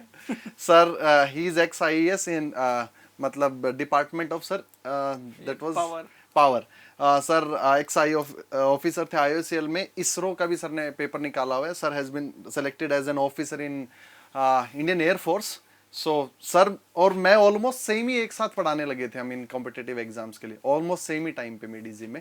तो सर का भी काफ़ी वास्ट एक्सपीरियंस है। सर डील करते हैं इंजीनियरिंग मैकेनिक्स, IC इंजन्स में और रिन्यूएबल एनर्जी में। तो अगर IC इंजन्स में भी या मैकेनिक्स में या रिन्यूएबल में बड़े मेरे को सर प्रैक्टिकल से लगते हैं आपके सब्जेक्ट। जैसे IC इंजन वगैरह किसी को डाउट हो, प्रैक्टिकल भी डाउट हो, so you know where to reach out. Theory machine भी बड़ा प्रैक्टिकल है, इसको भी डाउट हो जरूर रीच आउट करना। ये बेटा सर सिलेबस आपको बताएंगे। हाँ, सबसे पहले हम इंजीनियरिंग से मैकेनिक्स सिलेबस की बात करें तो इंजीनियरिंग मैकेनिक्स एज पर मतलब अगर मार्क्स के हिसाब से देखें तो बहुत ही अच्छा सब्जेक्ट है। बिकॉज सर आप बता सकते हैं कि मार्क्स तो बहुत ज़्यादा आते हैं। हाँ। और सब्जेक्ट बड़ा लिमिटेड है, मतलब ऐसा नहीं कि बहुत ज़्यादा है। छोटे से टाइम में अच्छा कवर कर सकते हो, मतलब आउटपुट अच्छी आ जाएगी। हाँ, मतलब आउटपुट वाइज देखें तो कई सब्जेक्ट ऐसे इनका सिलेबस बहुत ज़्यादा है, लेकिन और उसमें पता भी नहीं चलता कहाँ से पढ़ना है क्या पढ़ना है। यहाँ पर बड़ा लिमिटेड है और काफ़ी अच्छा है। तो मैं पहले स्टार्ट करता हूँ बेसिक। सबसे जो बेसिक एकदम सिलेबस है दैट इज व्हाट FBD मतलब फ्री बॉडी डायग्राम, जो शायद आप 11th में बहुत अच्छी तरह पढ़ते हो, 12th में पढ़ते हो बहुत अच्छी तरह। एंड इक्विलिब्रियम में आपका स्टैटिक भी आएगा और बाद में हम डायनामिक इक्विलिब्रियम के भी तरीके सीखेंगे, वो तो बाद में आएगा। फिर आता है ट्रसेस एंड फ्रेम्स, ये बड़ा ही इंपॉर्टेंट है। सर इसके बारे में आप कुछ बताना चाहेंगे? सर इसमें यही है, ट्रस में से क्वेश्चन आ जाता है। आप देखोगे एवरी ऑल्टरनेट ईयर ट्रस में से क्वेश्चन आ जाता है। मैं ट्रस के लिए एक बात बोलता हूँ, आ तो बहुत सारे टॉपिक में से जाता है। जैसे अब सर IC इंजन पढ़ाते हैं, एक क्वेश्चन आएगा ठीक है, या 2 क्वेश्चन जो भी आएगा, लेकिन कुछ ऐसे होते हैं भाई हो भी सकता है मैं एफर्ट लगाऊं, नहीं भी हो सकता। ट्रस्ट मेरे को ऐसा लगता है आएगा भी और बन भी जाएगा, क्योंकि उसका सेट पैटर्न है एक। और ट्रिकी भी बड़े अच्छे होते हैं ना, मतलब हाँ वो टाइम से हो जाता है। हाँ, जो 0 फोर्स वाले जनरली पूछते हैं उसमें इस बार भी शायद पूछा है उसने। तो टाइम भी सेव हो जाता है। ये तो यार पूछ लेता है और बन भी जाता है आपसे। तो मतलब ये अच्छे टॉपिक्स हैं। इसके बाद सर बताएंगे ये बेटा वर्चुअल वर्क फिजिक्स, ये बर्नौली साहब ने बताया था। फिजिक्स के हिसाब से तो सर मेरे को बड़ा अच्छा टॉपिक लगता है एक अंडरस्टैंडिंग डेवलप करने के लिए। हाँ, एक अच्छी चीज ये है कि इस पे जो क्वेश्चन आते हैं ये इक्विलिब्रियम में अप्लाई होता है वर्चुअल वर्क। तुम डायरेक्ट अपने सिंपल फंडे से भी निकाल सकते हो, नेट फोर्स और नेट टॉर्क जीरो करके भी। अगर मैं कहूँ कि इंटरव्यू में ही पूछ सकते हैं कई बार। हाँ, ये सर मतलब यही है। जैसे एक IIT दिल्ली में डिपार्टमेंट अप्लाइड मैकेनिक्स, जिसके लिए मेरे को एक्चुअली कॉल आई थी, बट मैं PSC में चला गया, उससे पहले सिलेक्शन हो गया था। तो जैसे उसमें देख लेते हैं एप्टीट्यूड कि बच्चे का मैकेनिक्स की तरफ एप्टीट्यूड है भी कि नहीं है, सेलेक्ट करने से पहले। तो वहां पर बड़ा अच्छा टॉपिक हो जाता है, मतलब पढ़ना जरूरी है बहुत ज्यादा। हाँ, पढ़ लो, मतलब मैकेनिक्स में छोड़ तो नहीं सकते। बट हाँ, ये मैं सर कहूंगा कि ये रिलेटेड नहीं है। ऐसा नहीं है कि वर्चुअल वर्क पढ़ने के बाद ये समझ आएगा। हाँ। ऐसा नहीं है, मैं ये सच बताऊंगा ना। ऐसा है कि इससे मतलब ये इंडिपेंडेंट सा टॉपिक है। ऐसा नहीं है कि ये पढ़ो तभी ये पढ़ो, क्योंकि मैकेनिक्स में ये बहुत सीन है, ये पढ़ो तभी ये पढ़ो, नहीं तो समझ आएगा नहीं। लेकिन इसमें ऐसा नहीं है। चेन बनानी बहुत जरूरी होती है, नहीं तो दिक्कत तो होती है। अन्य जैसे सर थ्योरी ऑफ मशीन में चेन नहीं है। हाँ, इसमें चेन है। इसमें चेन। इसको अगर हटा दूं तो मैं वर्चुअल वर्क को, इवन ट्रसेस को भी मैं हटा दूं तो बाकी में चेन है। वो तो तुमने बचपन में पढ़ाई होगा यार, फर्स्ट लो के बाद ही आपके पास फर्स्ट और थर्ड लो के बाद सेकंड लो अप्लाई करोगे तभी आगे बढ़ पाओगे, नहीं तो अटके रहोगे। ट्रांसलेशन पढ़ोगे तभी तुम सर्कुलर मोशन पढ़ोगे, तभी रोटेशन पढ़ोगे। इसके बाद बेटा ये काइनेमेटिक्स एंड डायनामिक्स, मतलब ये मोशन एनालिसिस और ये आपके पास force analysis. Rigid bodies in plane motion, बेटा रिजिड बॉडीज का आपके पास क्या है, एनालिसिस करना है। जैसे कभी ऐसा हुआ कि डिफॉर्मेबल बॉडीज पे भी कोई क्वेश्चन आता है? सर डिफॉर्मेबल बॉडीज पे क्वेश्चन एक बार क्वेश्चन आया था, जिसमें मेरे को याद है एक रोड थी जो एक्सटेंड हो रही थी अलोंग इट्स लेंथ, लेकिन वो बड़ा बेसिक सा क्वेश्चन था। उसके लिए बहुत ज्यादा एफर्ट बोल सकता हूँ कि बहुत ज्यादा नहीं जाना चाहिए, मतलब एक्स्ट्रा मतलब रिजिड बॉडी पे ही फोकस करें। सर वो तो मैं वही बात है कि गेट एग्जाम में अगर हम बहुत ज्यादा यूं फैलने लगे, नॉलेज बढ़ती गई, एग्जाम नहीं निकला, क्योंकि कम टाइम रह गया, 5 महीने रह गए। हाँ, वैसे भी सोए हुए थे, मतलब सबको यही लग रहा, ये सच्चाई है। ये लग रहा था कि कोरोना में शायद गेट वाले भी एक्सटेंड करें, लेकिन मेरे को एक इंट्यूशन थी कि गेट वाले बड़े प्रोफेशनल से हैं, वो घर से भी करवा देंगे। वो घर से भी करवा देंगे। देख लो, उन्होंने कर भी दिया। तो भैया आप मत सोए रह जाना, 5 महीने बैठे, बिल्कुल टू द पॉइंट स्टिक करो सिलेबस से। तो नेक्स्ट पे आते हैं, ये एक नया टॉपिक ऐड हुआ है, तो इसके बारे में आप थोड़ा सा मुझे भी बताओ। अरे सर इसमें ये जैसे हम फ्रिक्शन तो पढ़ाई करते हैं, हाँ, सर फ्रिक्शन तो पढ़ते हैं। एप्लीकेशन ऑफ फ्रिक्शन, जैसे मैं अगर देखूं तो जब पहले ये सिलेबस चेंज हुआ था, आई डोंट रिमेम्बर एग्जैक्टली कौन से ईयर में हुआ था, 2016 में आई गेस या 17 में, जब सिलेबस चेंज हुआ 16 में, हाँ। तो आपको याद होगा पहले ये बेल्ट, पुली, ब्रेक्स, क्लचेज, ये स्क्रू जैक, ये क्लचेज वगैरह ये तो एमडी में पढ़ाते थे। स्क्रू जैक पहले इंजीनियरिंग सर्विसेज में भी था। हाँ। हट गया था, गेट वाले ने इंक्लूड कर दिया इसके अंदर। तो बेटा देखो, जैसे कुछ बच्चे जैसे बोलते भी हैं सर फ्रिक्शन नेसेसरी एविल है, मतलब, लेकिन बच्चे देखो, अगर तुम मोटा मोटा डिफरेंशिएट करो तो स्टैटिक फ्रिक्शन आता है एप्लीकेशन, स्टैटिक फ्रिक्शन हेल्प करता है, और काइनेटिक फ्रिक्शन कराता है एनर्जी का लॉस। तो ये सारे basically application of mostly static friction है। जैसे एप्लीकेशन ऑफ फ्रिक्शन में सर रोलिंग में, अब रोलिंग जब हो रही होगी तो स्टैटिक फ्रिक्शन ही आएगा। बेल्ट एंड पुली है बेटा, ब्रेक्स है, क्लचेज है, स्क्रू जैक है। सर ये स्क्रू जैक जहां तक मतलब एमडी में तो पढ़ा करते, लेकिन ये हर इंजीनियर पढ़ता था बेसिक्स ऑफ मैकेनिकल इंजीनियरिंग में। एमडी का मेरे ख्याल से सर वो डिजाइन वाला स्क्रू जैक था। हाँ, और यहाँ पर ये एप्लीकेशन पूछ रहे हैं। हाँ, मुझे लगता है बेसिक पे लेवल पे पूछेंगे कि एफर्ट, जो एक एफर्ट था, हाँ, मैकेनिकल एडवांटेज। ये स्क्रू जैक वही है बेटा, जिस गाड़ी को तुम उठा नहीं सकते, एक छोटा सा बच्चा आता है वो मारे पावर आपके पास, वो गाड़ी को वेट उठा रखा है, ये वही स्क्रू जैक है। ये जब आपके पास पढ़ेंगे आप एंगल ऑफ हेलिंग्स, फ्रिक्शन एंगल, सेल्फ लॉकिंग वगैरह। अब ऐसा थोड़ी होता है गाड़ी उठाने के बाद फिर तुम उसे पकड़े रखते हो। तो ये सब है, मतलब ये क्लास में पूरा कवर होगा ही, मतलब हाँ सर ये सारा नया वाला है, जो हम वाला ये, और ये नई वाले पार्ट है, मतलब सबसे इम्पोर्टेंट चीज है कि नया है। और मैंने ऐसा ट्रेंड देखा है कि जब भी कोई चीज नई गेट ऐड करता है, कभी भी किसी भी सब्जेक्ट उसमें से क्वेश्चन पूछेगा, वो क्वेश्चन पूछ लेते नहीं तो फिर उसका ना, अब जैसे अगर वो क्वेश्चन ऐड ना करे तो खुद सोचो, हम गेट की इज्जत करेंगे गेट वालों की? ये भी फैक्ट। मतलब जैसे मैं कहूँ कि मैं चाहता हूँ कि बीटेक का बच्चा ये पढ़ के आए, और फिर मैं ही ये कह दूं नहीं भी पढ़े तो कोई बात नहीं। हाँ, अपनी बात को कॉन्ट्राडिक्टिंग मतलब कोई नहीं करेगा, चांसेस बहुत ज्यादा है। हाँ। ये व्हीकल्स का थोड़ा अगर आप डाउट सर ये भी मैं छोटा सा बताऊंगा। हाँ। वेज वाला देखो यही होता है, जैसे कुल्हाड़ी है सर, कुल्हाड़ी में हम क्या करते हैं, जैसे कुल्हाड़ी कभी देखना, एक जैसे गांव वगैरह में हम भी करते थे, लकड़ी जो मोटी लकड़ी होती थी उसको बीच से उखाड़ लेते थे। हाँ। तुमने देखा होगा कि एक बार क्या होता, शुरू में लकड़ी को फंसाओ, हम कम फोर्स लगाएंगे, लेकिन वो जो कुल्हाड़ी है वो आपके पास जो दूसरे फोर्स लगा रही हो वो बहुत ज्यादा मैग्नीट्यूड में लगाए। किस पे? लकड़ी पे। देखना कभी कुल्हाड़ी से हल्का सा आप हिट करोगे लेकिन वो फट जाएगी, वैसे आप फोर्स ऐसा लगाने की कोशिश करो, लगा ही नहीं पाओगे। कुछ ऐसा है वेज, तुमने 50 न्यूटन लगाया कुल्हाड़ी पे और कुल्हाड़ी ने लगा दिया 500 न्यूटन लकड़ी पे, ये वेजिंग एक्शन होते हैं। ये व्हीकल्स सर मुझे जहां तक आइडिया लग रहा है व्हीकल्स में ये शायद उसकी बात कर रहा होगा जो टर्न लेने के लिए जो फ्रिक्शन आ जाता है उससे टर्निंग हो जाती है, मतलब एप्लीकेशन जिसमें वो स्टेबिलिटी अचीव करेगा और फ्रिक्शन से अपने आप को कंट्रोल मोशन, फ्रिक्शन से, जैसे भाई वरना तो बैंकिंग कर दो, इसलिए वो फ्रिक्शन टॉपिक में भी है शायद। इसीलिए मैं कह रहा हूँ, अदरवाइज तो व्हीकल्स में तो आप ज्यादा अच्छे जानते हो आईसी इंजन वगैरह, तो इसमें मैं क्या ही बताता, लेकिन व्हीकल्स का मतलब वही है। जैसे अब बैंकिंग बोलते हैं, अब यार इंडिया में नॉर्मल रोड बन जाए वही बात है, ये बैंक रोड कौन बनाता है? बैंकिंग पे इतना ध्यान देते हैं इंजीनियर अपने लेवल पे, बट मोस्टली सर मेरे को लगता है फ्रिक्शन ही आपके पास वहां सफिशिएंट, लेकिन आपको पता होना चाहिए, तो वो इन्होंने डाल दिया है इसलिए। हाँ थोड़ा डाल दिया इन्होंने, देख लेना अपना, ये आपके पास कवर कराएंगे। अब नेक्स्ट पे आते हैं हम लोग। ये सर आप बताइए। हाँ, इम्पल्स एंड मोमेंटम तो सबसे इम्पोर्टेंट टॉपिक है, मतलब एक ऐसा टॉपिक है जहाँ पर अगर हम ये बात करते हैं यहाँ पर एनर्जी लॉस भी होती है, लेकिन वहाँ मोमेंटम लॉस नहीं होता। हाँ बस ये हमेशा चिपके रहो एनर्जी मतलब मेरे को भी लगता है एनर्जी कंजर्व के चक्कर में कम पड़ो, लीनियर मोमेंटम कंजर्वेशन के में ज्यादा रहो। इंटरेस्टिंग क्वेश्चन बनते हैं, इंटरेस्टिंग है, बहुत अच्छे बनते हैं। हाँ। बाकी आप बताइए एनर्जी फॉर्मुलेशन पे। सर ये एनर्जी फॉर्मुलेशन तो वही है, या तो बेटा वर्क एनर्जी थ्योरम लगा के कोई कर दो क्वेश्चन, या सर फिर कुछ एक डायरेक्टली एनर्जी कंजर्वेशन से कर दो। सिस्टम की एनर्जी कंजर्व है, आप एनर्जी कंजर्वेशन से कर दो, क्योंकि ये पहले भी सिलेबस का पार्ट था तो ये करते थे, ये तो आता ही था बेसिक। अब ये एक नई चीज आई है, और यहाँ पर हम लोगों ने अभी थोड़ी देर पहले डिस्कस भी कर रहे थे कि इसको मतलब किस तरह से फॉर्मुलेट करना है, तो थोड़ा सा आप बताइए फिर मैं बता दूंगा। सर ये ऑल टुगेदर बेटा एडवांस्ड मैकेनिक्स है।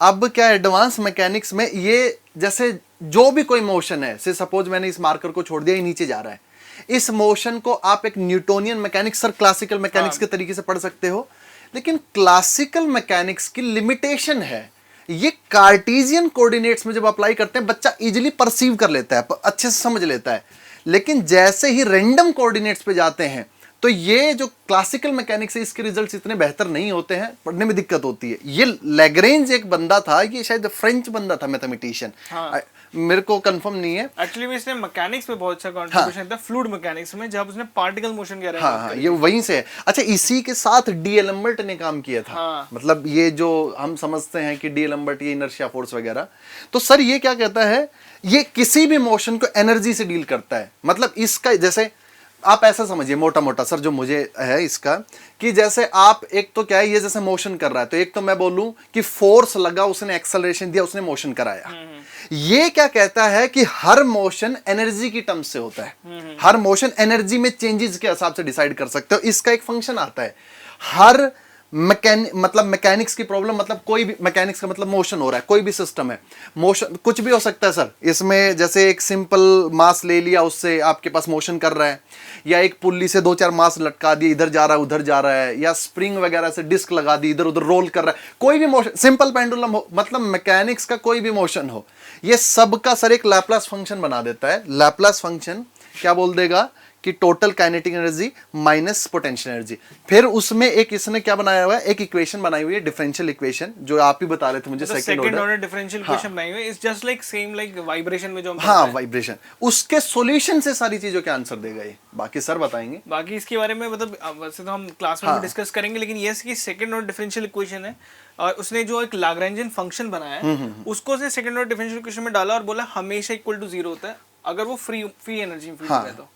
ये अच्छा, इसका तुम ऐसा समझो सर, जब मेरे को समझ आया, ये कहता है किसी भी मैकेनिक्स की प्रॉब्लम को मैं एक डिफरेंशियल इक्वेशन बना दूंगा, उसका सॉल्यूशन करोगे, उसके आंसर्स आ जाएंगे आपके पास। और उसमें वेरिएबल भी डाल सकते हाँ, वही उसी के हिसाब से डिफरेंट प्रॉब्लम्स बनेंगे। मतलब आप डिफरेंट वेरिएबल डाल लो तो आपको डिफरेंट सॉल्यूशन आ जाएंगे। ये अच्छा, एक चीज मेरे को सर जो समझ आ रही है, जैसे ये बेसिक मैकेनिक्स से एडवांस मैकेनिक्स की तरफ जा रहे हैं, जो बेसिकली इंजीनियरिंग मैकेनिक्स है, मतलब बेसिक मैकेनिक्स में नहीं, एडवांस मैकेनिक्स की तरफ जा रहे हैं, जिसमें जैसे मेरे को नेक्स्ट स्लाइड में एक बार वो देख ही लेते हैं, वो ऐड वाला। हाँ, ये देखो। अच्छा सर, ये मेरे को जो कह रहा है एप्लीकेशन ऑफ फ्रिक्शन, भाई सही बात है, ये तो मैकेनिकल इंजीनियर को पता ही होना चाहिए। एप्लीकेशन ऑफ फ्रिक्शन रोलिंग में कैसे, belt, pulley, brakes, clutches, screw jack, wedge, vehicles, और ये जैसे सर इसके लैग्रेंज इक्वेशन इसमें ऐड हुई है। ये इवन मैं अगर ये ओवरऑल भी बोलूं ना, तो मुझे लग रहा है जो एक बेसिक मैकेनिक्स की अपनी 11th की बुक आती थी, उससे थोड़ा हटके ये सब हटा दो, ये इंजीनियरिंग में अच्छा, पहले बेसिक में रह रहा था।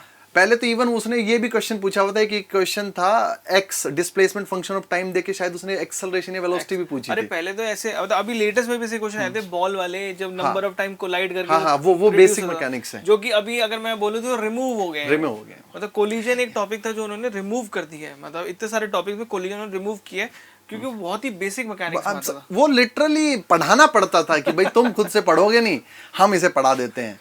और मतलब ये अब हट गया ये। अच्छा सर, ये भी देखो, kinematics and dynamics of particles in a flow, मतलब उन्होंने इंटेंशनली पार्टिकल का मोशन हटा दिया है। मतलब कह रहा है बेसिक मैकेनिक्स को छोड़ दो, अब एडवांस मैकेनिक्स, इंजीनियरिंग मैकेनिक्स में आ जाओ। मतलब आ गए, थोड़ा लेवल उन्होंने अप कर दिया है। मतलब अच्छा है। अच्छा, अब इंजीनियरिंग मैकेनिक्स को पढ़ने का मीनिंग है, मतलब आप ये नहीं कि देखो, एक तो सर इसने क्या किया, कहता है पार्टिकल, मेरा जो मानना है, कह रहा है पार्टिकल बच्चों को पता होगा जब वो बीटेक में एंट्री करेगा मैकेनिकल में, तुम रिजिड बॉडी से और फिर उसे एडवांस मैकेनिक्स लैग्रेंजियन अप्रोच तक लेके जाओ। समझ में आ गया। अच्छा, एक सर इस पे मैं एक और चीज में पूछ रहा हूँ कि अभी इंजीनियरिंग सर्विस में ये है या फिर ये हटा रहे हैं? सर इंजीनियरिंग सर्विसेज में है, इंजीनियरिंग सर्विस में, लेकिन उसका सर सिलेबस डिफरेंट है। अगर मैं उसकी बात करूं, उसमें लैग्रेंजियन अप्रोच नहीं है उसके अंदर। और जो सर ये जो पार्ट है हमारा एप्लीकेशन ऑफ फ्रिक्शन है, इसका देखो इंजीनियरिंग सर्विसेज का जैसे वो इंजीनियरिंग मैकेनिक्स का सिलेबस बोलता है, उसने पहला वर्ड लिखा हुआ है फ्रिक्शन। अब उस फ्रिक्शन में वो एप्लीकेशन ऑफ फ्रिक्शन डाले नहीं डाले, वो पहली बार आया था मेंस में तो पहला क्वेश्चन भी फ्रिक्शन नहीं, फिर यूपीएससी का भी ये भी तो है कि वो सिलेबस में अनप्रेडिक्टेबल है। वो डाल देगा क्वेश्चन, तो मैं नहीं कह सकता कि आप फ्रिक्शन पढ़ो कि आप, मतलब एप्लीकेशन फ्रिक्शन तो पढ़ना ही है, एप्लीकेशन ऑफ फ्रिक्शन पढ़ो कि छोड़ो, ये आपके पास, मैं तो यही कहूंगा कि अगर उसने फ्रिक्शन लिखा हुआ तो आप उसे पढ़ लीजिए। मतलब ये मेरी पर्सनल एडवाइस है, लेकिन सर लैग्रेंजियन अप्रोच नहीं है उसके अंदर। ये मतलब ओवरऑल ये कहते हैं कि थोड़ा बहुत ही अच्छा सब्सटैंशियल चेंज है। मतलब अगर आप ओवरऑल भी अगर हम देखें इस पूरे चेंज को, तो बड़ा सब्सटैंशियल चेंज लेके आए पूरे सिलेबस में। गेट में जैसे सर इसमें जैसे टॉम में हम बात कर रहे थे, तो टॉम में तो कोई चेंज नहीं आया। थर्मल साइंस में भी ज्यादा कोई चेंज ही नहीं है, कोई भी चेंज नहीं है। अब जैसे मेरे को तो उसका आप ही को आइडिया होगा, इसमें देखो कितना चेंज आ गया। इतना तो सिलेबस नहीं होता यार मैकेनिक्स का जितना चेंज जो चेंज आया ना गेट के अंदर ही मैकेनिकल इंजीनियरिंग में, वो मैकेनिक्स में ही मुझे लग रहा है। एक प्रोडक्शन साइड आया बस। हाँ, प्रोडक्शन साइड भी आ गया, वो भी शायद प्रैक्टिकल कुछ ऐड किया। हाँ, बड़े प्रैक्टिकल चीजें ऐड हुई है, मतलब आप समझ रहे हो गेट की अप्रोच भी चेंज हो गई है। और वो भी चाह रहे हैं ऐसे इंजीनियर को लेना या ऐसे इंजीनियर को प्रमोट करना जो कॉलेज में आता है और ये बड़ा बेसिक से आता है। ये तो सर मुझे लगता है कि पढ़ने ही चाहिए किसी बच्चे को, अगर मैकेनिकल इंजीनियरिंग की है तो आपने तो ये बेसिक मैकेनिक्स वाला थोड़ा सा बेसिक मैकेनिक्स भैया आप अपनी इंप्रूव कर लीजिए 11th-12th लेवल पे, क्योंकि इंजीनियरिंग मैकेनिक्स की तरफ ट्रेंड है इनका। हाँ, तो इसमें आप मुझे कुछ ऐसे बता दोगे जैसे अब ये टॉपिक हट गए, कुछ टॉपिक आ गए, ओवरऑल ऐसी बुक जो रिकमेंड करते हो अपनी तरफ से? एक तो जैसे मैं रिकमेंड कर दूंगा, एक आप बता दो, 2-3 बुकें। सर जैसे मैंने कॉलेज टाइम में तो हमारी चलती थी Irving H Shames, to be honest, क्योंकि वो हमारे सर थे, वो असाइनमेंट देते थे कि 5 न्यूमेरिकल पहले 5 रोल नंबर करके आएंगे अनसोल्ड, तो उसके चक्कर में पढ़ी, थोड़ी टफ लगती थी, लेकिन मेरा पहला एक्सपोजर था फॉरेन ऑथर के। बाद में मुझे उसके पॉजिटिव्स पसंद आए, लेकिन मैं अगर अभी मैं बात करूं तो मैं बियर एंड जॉनसन रेफर करता हूं। मेरे को अच्छी बुक लगती है कंसेप्ट्स के लिए, बड़ा क्रिस्टल क्लियर कंसेप्ट देता है, और उसके जो सोल्ड न्यूमेरिकल है, मैं चाहूंगा जब भी कोई कंसेप्ट पढ़ें प्लीज वो जो सोल्ड क्वेश्चन है वो जरूर कर लें। और न्यूमेरिकल्स के लिए आपके लिए या जो आपकी, मेरे ख्याल से मैंने न्यूमेरिकल के लिए एक इंडियन ऑथर बुक बहुत अच्छी है, और वो सिविल इंजीनियर है एक्चुअली में, रामामूर्तम। सोम में भी नाम है, बहुत अच्छी बुक है, मैंने सोम की पढ़ी है, वो स्पेशली इंजीनियरिंग मैकेनिक्स एक बहुत अच्छी बुक है, अच्छी खासी मोटी बुक है, उसमें सिर्फ क्वेश्चन आंसर है। मेरे को लगता है कि उसके बाहर कभी क्वेश्चन बन सकता है या कोई। अच्छा, नहीं वो मैं मतलब मेरा उसका एक्सपोजर नहीं रहा, मतलब मैं इस साइड, लेकिन और सेकंड ये बेस्ट तो मेरे ख्याल से ये है कि आप टाइम इतना लिमिटेड है, तो मेरे ख्याल से इस समय आपको नोट्स पे फोकस करना चाहिए और प्रीवियस ईयर क्वेश्चन। और अगर भाई बुक पढ़नी पड़ जाए तो फिर हम किस काम आए तुम्हारे, मतलब मैं ये क्लास में बोलता हूँ, अगर तुम्हें बुक ही पढ़नी है तो हमें क्यों भैया, मतलब आएगी वो क्लासरूम में। बुक पढ़ने का भी एक तरीका है, मतलब बहुत ही रेफरेंस, आप क्वेश्चन के लिए पढ़ो तो ज्यादा अच्छा है मेरे ख्याल से, या फिर कोई डाउट आया, बहुत ज्यादा स्पेसिफिक डाउट है, ऐसे नहीं शुरू से बुक पढ़ने स्टार्ट कर दिया लास्ट तक पढ़ रहे, तो मेरे ख्याल टाइम है। मेरे को जैसे मैं अगर एग्जांपल के तौर पे बताऊं, जैसे मान लो मेरे को वर्चुअल वर्क में डाउट है, भाई टीचर ने कुछ पढ़ाई, या मान ली आप नहीं पढ़ रहे हैं किसी से, वर्चुअल वर्क में डाउट, तो आप वर्चुअल वर्क पढ़ लो जाके। ये थोड़ी आप वर्चुअल वर्क था उसमें 4th चैप्टर तुम फर्स्ट से शुरू हुए, ये अप्रोच गलत है। ये अप्रोच से तो बहुत टाइम वेस्ट होगा। नहीं, फिर तुम 4 साल में गेट निकालोगे एक बीटेक के बाद और एक बीटेक के बाद तो ये हमारे रिमूव टॉपिक हो गए। सर एक चीज और मैं बता देता हूँ, बेसिक मैकेनिक्स जिसको भाई दिक्कत है, मैं समझता हूँ मैकेनिक्स में सर ये होता है, जो डरता है वो डरता ही है, जिससे बनती है उसको कोई फर्क नहीं पड़ता, कहता है क्वेश्चन दो, मैं बना कैसे ही बना देता है, बना देगा, कई बार ऑप्शन से ही बनाते हैं, कई बार ऑप्शन से बनाते हैं, हम भी बनाएंगे अभी भी ऑप्शन से, देखना लेकिन बेसिक मैकेनिक्स के लिए मुझे एच.सी. वर्मा साहब के एफर्ट बड़े अच्छे लगते हैं, जो क्लास 11th की है, पहले 10-12 चैप्टर जो हमारे मैकेनिकल इंजीनियरिंग के क्लासिकल है, मेरे ख्याल से क्लासिकल बंदे, मतलब क्लासिकल मैकेनिक्स लिखी उन्होंने उस बुक में, और क्लासिकल लिखी, बहुत ही क्लासिकल, मतलब बहुत ही अप्रिशिएबल एफर्ट है, बहुत ज्यादा। हाँ, मतलब ऐसी बुक मैं कई बार बोलता हूँ ऐसा, काश अगर हर सब्जेक्ट में, चाहे वो बीटेक हो चाहे कोई भी किसी भी हो, अगर इस तरह की बुक्स लिख दी जाती तो मेरे ख्याल से स्टूडेंट्स के लिए काफी आसान हो जाता, बहुत ज्यादा, ये सच है। सर आपको वेटेज के बारे में बताएंगे जो रहा है लास्ट बात। वेटेज भी अगर मैं बोलूँ तो सेट 1 सेट 2 में हमने डिवाइड कर दिया है, पर मैं ऐसा आपको आइडिया बता दूंगा कि आप ये देखो, अगर 2020 की बात करते हैं तो सेट 1 के अंदर 2 मार्क्स का एक आया था, और एक मार्क्स का, तो 3 मार्क्स का आ गया था, और यहाँ भी रिवर्स था, मतलब ऑलमोस्ट सेम कहानी थी, 4 क्वेश्चन सेम आ गए, 1 मार्क के 2 आ गए, 1 मार्क्स के 2 आ गए थे, बस ये फर्क आ गया था। और 19 में भी ये था कि 5 मार्क्स का हो गया था सेट 1 में, और यहाँ पर थोड़ा सा डिफरेंस आ गया था, मतलब अगर ओवरऑल हम सारा एवरेज निकाले 5 साल का तो 4.5, तो कितना एक्सपेक्ट कर लेंगे इस साल? सर मिनिमम, मतलब अच्छा इस बार तो सिलेबस ऐड हुआ है ना इसमें, यार देखो मिनिमम मुझे लगता है सर 5 नंबर का आ जाएगा, ज्यादा मेरे को लगता है 5 से 6 भी 7 भी आ सकता है। देखो ऐसे तो एक बार वो 8 नंबर के भी आया था, इवन जब मैंने पेपर दिया था तो 8 नंबर का भी तो आया था यार। ये तो मैकेनिक्स ऐसा, अच्छा मैकेनिक्स का सर ऐसा नहीं है कि भाई ये इसी में आए तो पढ़ो, आप खुद सोचो बेसिक मैकेनिक्स से बना तुम थ्योरी ऑफ मशीन कैसे संभालोगे? हाँ, मतलब क्या फिर वहां से ये कहोगे मास्टर ने कर दिया, ये फोर्स लगा दिया कंपोनेंट, भैया तुम घूमे पड़े हो, मशीन नहीं होगा, लोगों मोमेंटम को इक्वेशन खराब रहता है। हाँ, मतलब इवन हर मेरे ख्याल से हर सब्जेक्ट में बेसिक मैकेनिक्स है, तो डील कैसे करोगे? तो ये तो मतलब ओवरऑल मतलब ये बोले तो एक अच्छा, मेरे ख्याल से अगर मैं ये बोलूं सिलेबस के अकॉर्डिंग जो मार्क्स मिलते हैं वो बहुत अच्छे हैं यहाँ पर। हाँ ये एक पॉजिटिव पॉइंट है, जैसे मतलब इतना सा पढ़ा इतना रिजल्ट है। जैसे मैं टॉम की बात करूं भैया, उसका सिलेबस बहुत वास्ट है। आपको जितनी देर में गियर और गियर ट्रेन पढ़ोगे तुम, इतनी देर में पूरा मैकेनिक्स हो जाएगा। तो आप देख ये है सकते हैं इसमें। कि एक टॉपिक इक्विवेलेंट टू मतलब पूरा सब्जेक्ट के, और मार्क्स तो बहुत ही अच्छे, और जिसका बनता है ना उसका पूरा बनता है। ये इसमें है, जिससे मैकेनिक्स आने लगी वो बना लेगा, वो कर आएगा। और मैं एक चीज मेरी और ऑब्जर्व की है मैंने सर, कि जो गेट में अच्छी रैंक लगाते हैं मैकेनिक्स छोड़ते भी नहीं है। कभी नहीं छोड़ेंगे। अच्छा ये बिल्कुल आप ये तुम मुझसे लिखवा लो, अगर तुम्हारी गेट में अच्छी अंडर 100 रैंक है, तुम मैकेनिक्स छोड़ के लगा नहीं सकते, ये हो नहीं सकता, हो ही नहीं पाएगा। कभी नहीं छोड़ेगा। मैकेनिक्स, मैथमेटिक्स और बेसिक को सब्जेक्ट वो छोड़ेगा नहीं, उसको पता है कि यहीं पर ही मार्क्स ज्यादा आएंगे। मैकेनिक्स, मैथमेटिक्स, एप्टीट्यूड यूं निपटाता है वो बच्चा, कह रहा ठीक है वही बाकी तो टाइम सेव होगा उसका। हाँ टाइम से वही होता है ये। अब आते हैं इसके नेक्स्ट पार्ट पे। तो पैटर्न ऑफ क्वेश्चन इस साल वैसे 3 तरह के क्वेश्चन हाँ ये नया एक एडिशन जो हुआ। तो पहला आप ही शुरू करो। अच्छा ये यार बेटा आपको पता ही होगा, पहला एमसीक्यू है जिसके आपको 1/3 नेगेटिव मार्किंग होती है। मैं आपको एक क्वेश्चन दिखा देता हूं। ये क्वेश्चन है sir, find the acceleration of the blocks A and B respectively in situation shown in figure, all the pulleys are frictionless and massless. ठीक है, आपसे इसमें क्या पूछा गया है, तो इसमें find the acceleration of the blocks ए और बी का एक्सेलरेशन पूछा है। अच्छा जैसे सर इसमें मतलब ये आप किसी भी ऑब्जेक्टिव अगर आपका पेपर है तो ये अप्रोच रखें। अच्छा एक तो अप्रोच क्या है इस क्वेश्चन की, क्या करो भैया फिर से शुरू हो जाओ। एक स्ट्रिंग ये है, इसमें स्ट्रिंग आपके पास T1 मान लो, इसमें स्ट्रिंग आप दूसरी स्ट्रिंग है T2 मान लो, फिर इनका एनालिसिस करो पूरा कि भैया ये ऊपर जाएगा ये नीचे जाएगा, फिर पूरी इक्वेशंस लिखो तुम, एफबीडी बनाओ पहले, तो एफबीडी बनाने के बाद इनके न्यूटन के सेकंड लॉ लिखो, तो तुम्हारा आंसर आएगा। एक देखो स्मार्ट अप्रोच क्या है। अच्छा ये वाली फिक्स पुल्ली है, ये वाली मूविंग पुल्ली है। अब यह मूविंग पुल्ली या तो ऊपर जाएगी या नीचे जाएगी, मैं इनमें से मान लेता हूं। वैसे तो सर दिख रहा था इसमें 2 kg है और इसमें 1 kg है, तो इसका मतलब यही नीचे जाएगा, नीचे आएगा ऊपर जाएगा ना। हाँ तो ये मान लो ये वाली पुल्ली यहां से यहां आ गई, इसका सेंटर यहां से यहां पहुंच गया। मान लीजिए कितना ऊपर पहुंच गया, x।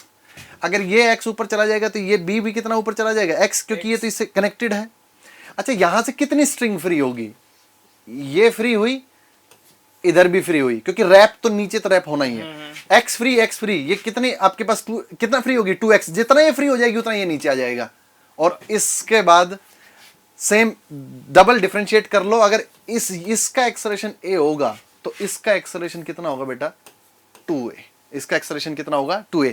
मतलब इसका जस्ट क्या हो जाएगा, डबल। इनमें ऑप्शंस देखो, मैं गारंटी देता हूं एक ही ऑप्शन ऐसा था जिसमें डबल था।